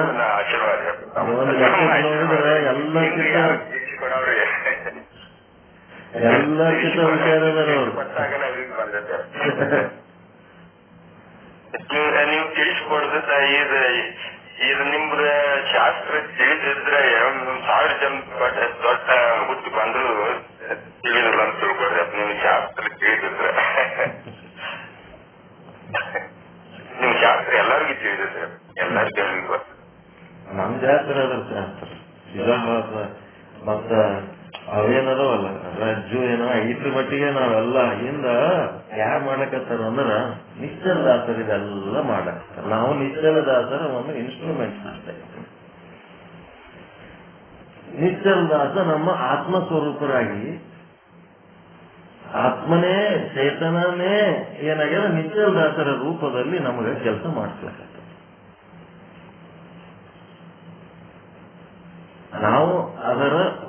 ಉಪಕರಣ ಅಷ್ಟೇ. ಚೇತನದ ಉಪಕರಣ ಆಗ್ಯವಂತಂದ್ರೆ ನಮ್ಲಿಂದ ಇಂಥ ಕೆಲಸ ಮಾಡಿಸ್ಲಿಕ್ಕೆ ಸಾಧ್ಯ ಆಗ್ತದೆ.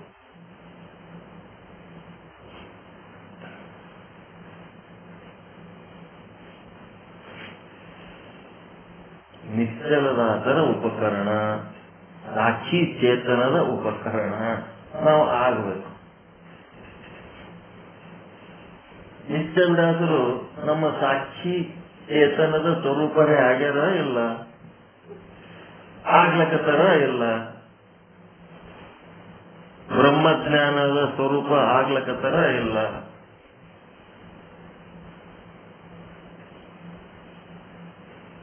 ನಿಶ್ಚಲದಾಸರಿಗೆ ನಮಸ್ಕಾರ ಅನ್ಬೇಕಂದ್ರ ಸಾಕು ಕರು ಪ್ರಣಾಮ. ಯಾರಿಗ್ ಮಾಡ್ಬೇಕು, ಯಾಕೆ ಮಾಡ್ಬೇಕು? ನಮ್ ಸಾಕ್ಷಿ ಸ್ವರೂಪನೇ ಅವರೇ ಇದ್ದತ್ನಾಗ ಏನ್ ನಮಸ್ಕಾರ ಮಾಡೋದು ಅವ್ರಿಗೆ? ನಿಶ್ಚಲದಾಸರಿಗೆ ನಮಗ್ ನಾವೇ ಮಾಡ್ಕೊಳ್ಳೋದ್ರು ಅಂದ್ರು ಒಂದೇ, ನಿಶ್ಚಲದಾಸರಿಗೆ ನಮಸ್ಕಾರ ಮಾಡೋದಂದ್ರು ಒಂದೇ, ಸಾಕ್ಷಿ ಚೇತನಕ್ಕೆ ನಮಸ್ಕಾರ ಮಾಡೋದಂದ್ರು ಒಂದೇ. ಅದೇ ವಸ್ತು ನಿರ್ದೇಶ ರೂಪ ಮಂಗಲದಾಗ ದಾದುರಾಮ್ ಏನಾಗ್ಯಾನ? ನನ್ನ ಆತ್ಮಸ್ವರೂಪನೇ ಆಗ್ಯಾನ ಅಂತ ಯಾರು ಬರೀತಾರ? ನಿಶ್ಚಲದಾಸರು ಬರೀತಾರ. ಅದಕ್ಕೆ ಕಾಕುಕರ ನಿಶ್ಚಲದಾಸ ಆತ್ಮ ಬೇರೆ ಅಲ್ಲ, ದಾದುರಾಮ ಬೇರೆ ಅಲ್ಲ, ಇಬ್ರು ಒಂದೇ ಆದಾಗ ಯಾರು ನಮಸ್ಕಾರ ಮಾಡ್ಬೇಕು? ಸಾಕ್ಷಿ ಸ್ವರೂಪದಲ್ಲಿ ಬಂದತ್ನಾಗ ಯಾರಿಗೆ? ಕಾಕು ಕರು ಪ್ರಣಾಮ. ಯಾರಿಗೆ ಮಾಡ್ಲಿ, ಎದಕ್ ಮಾಡ್ಲಿ ಅಂತ.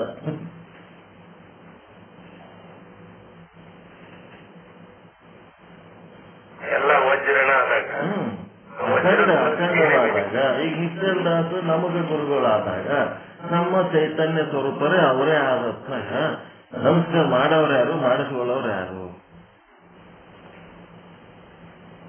ಅದೇ ಭಾರಿ ಅದವರು.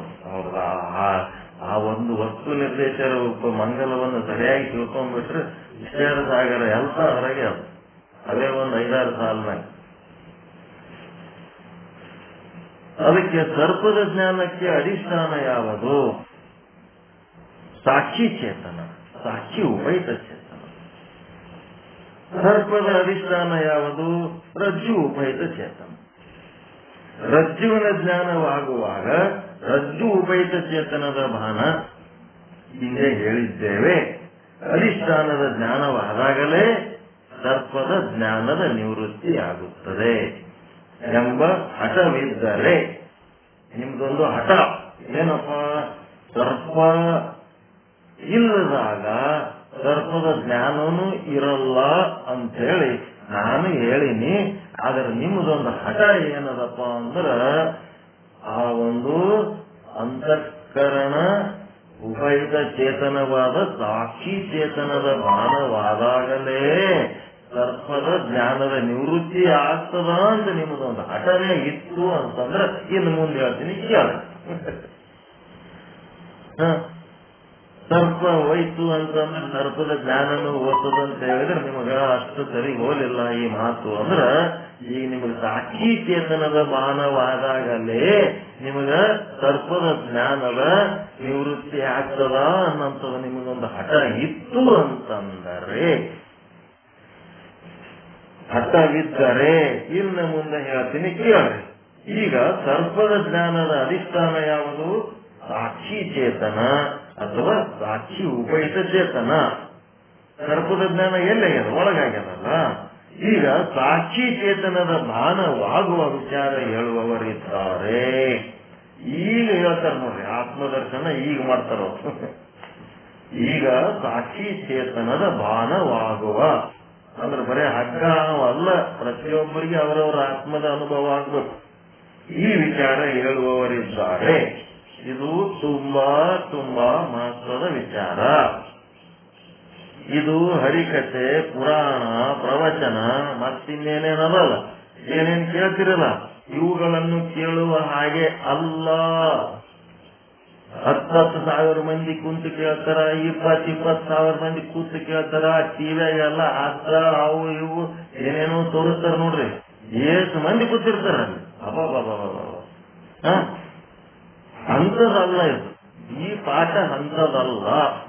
1000 ಗಟ್ಟಲೆ ಮಂದಿ ಕುಂತು ಕೇಳೋದಲ್ಲ, 1000 ಮಂದಿ ಕುಂತು ಕೇಳೋದಲ್ಲ. ಈ ವಿಷಯ ತುಂಬಾ ಮುಖ್ಯವಾದ ವಿಷಯ ಇದು.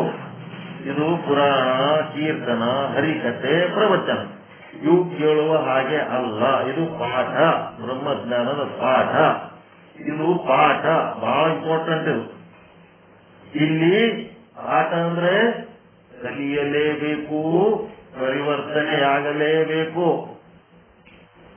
ಪರಿವರ್ತನೆ ಆಗ್ಲಕ್ ಒಲ್ಲನವರು ಕಿತ್ಕೊಂಡು ಹೋಗ್ಬಿಡ್ತಾರೆ, ಇರ್ಲಕ್ಕಾಗಲ್ಲ. ಕಲಿಯಲೇಬೇಕು.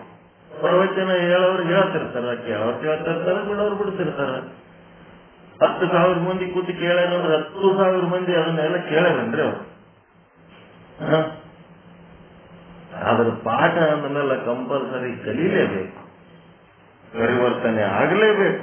ಪ್ರತಿಯೊಂದು ಶಬ್ದದೊಳಗೆ ಲಕ್ಷ್ಯ ಬಿಟ್ಟು ಅದರ ಅರ್ಥವನ್ನ ತಿಳಿದುಕೊಳ್ಳಲೇಬೇಕಾಗುತ್ತದೆ.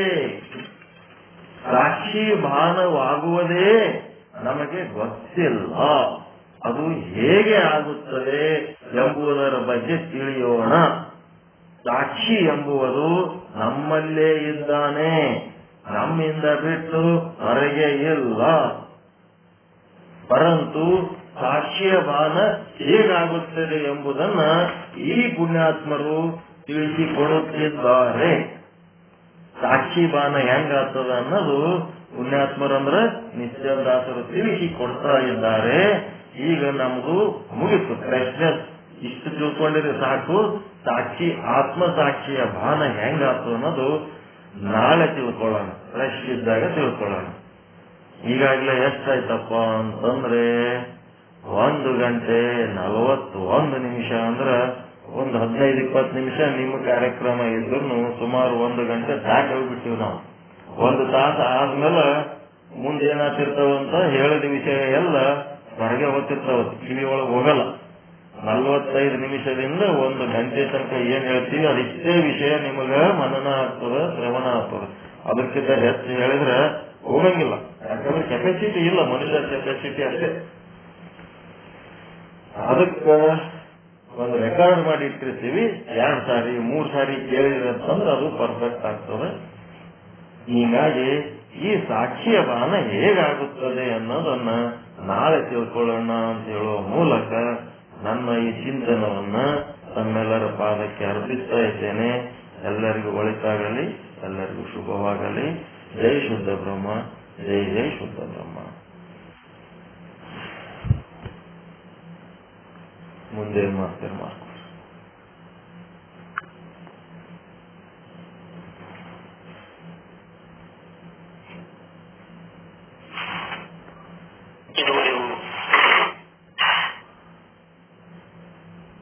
ವೇದ ಸಂಬಂಧವಾದ ಮೋಕ್ಷದ ವಿಚಾರವನ್ನ ನಮಗೆಲ್ಲ ತುಂಬಾ ಚೆನ್ನಾಗಿ ತಿಳಿಸಿಕೊಟ್ಟಿರ್ತಕ್ಕಂಥ ಶ್ರೋತ್ರಿಯ ಬ್ರಹ್ಮನಿಷ್ಠ ಸದ್ಗುರುಗಳಾಗಿರ್ತಕ್ಕಂಥ ಶರಣಬಸವ ಸ್ವಾಮೀಜಿಯವರಿಗೆ ಹೃತ್ಪೂರ್ವಕ ಅಭಿನಂದನೆಗಳು. ಇನ್ನು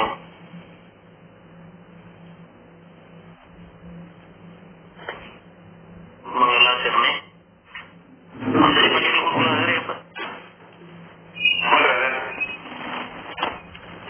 ಮಂಗಲಾಚರಣೆಯನ್ನು ಶುದ್ಧ ಬ್ರಹ್ಮನಿಷ್ಠ ಪಟೇಲ್ ಗುರುಗಳು ನಡೆಸಿಕೊಡ್ಬೇಕಂತ ಕೇಳ್ಕೊತಾ ಇದ್ದೀನಿ.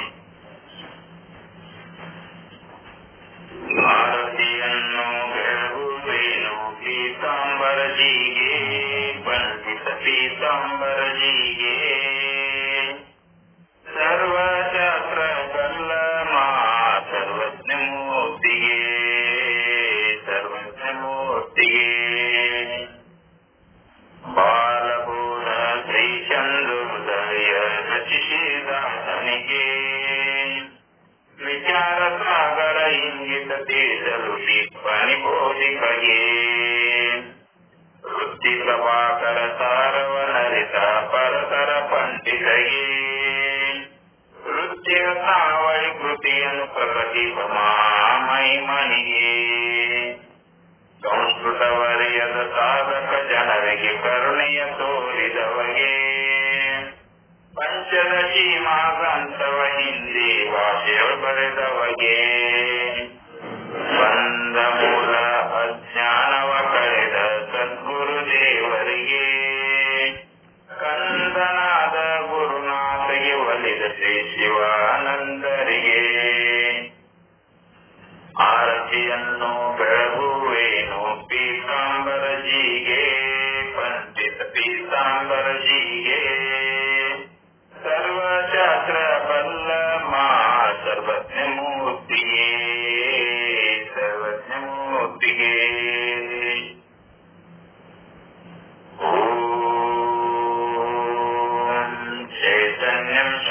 शाश्वतं शान्तं शिवोमातीतं निरञ्जनम् आदबिन्दुकलातीतं तस्मै श्रीगुरुवे नमः।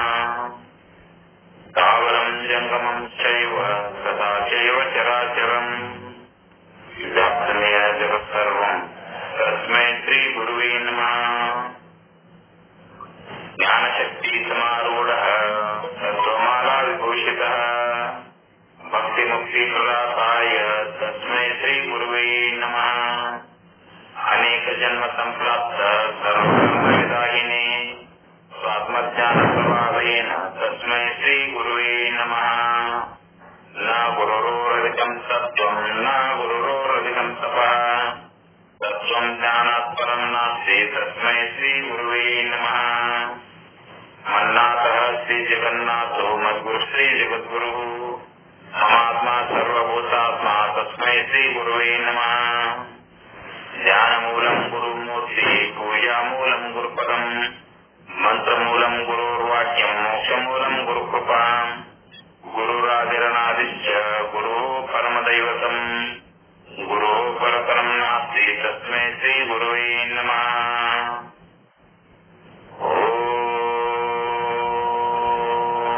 पूर्णमदः पूर्णमिदं पूर्णात् पूर्णमुदच्यते पूर्णस्य पूर्णमादाय पूर्णमेवावशिष्यते। ॐ शान्ति शान्ति शान्ति।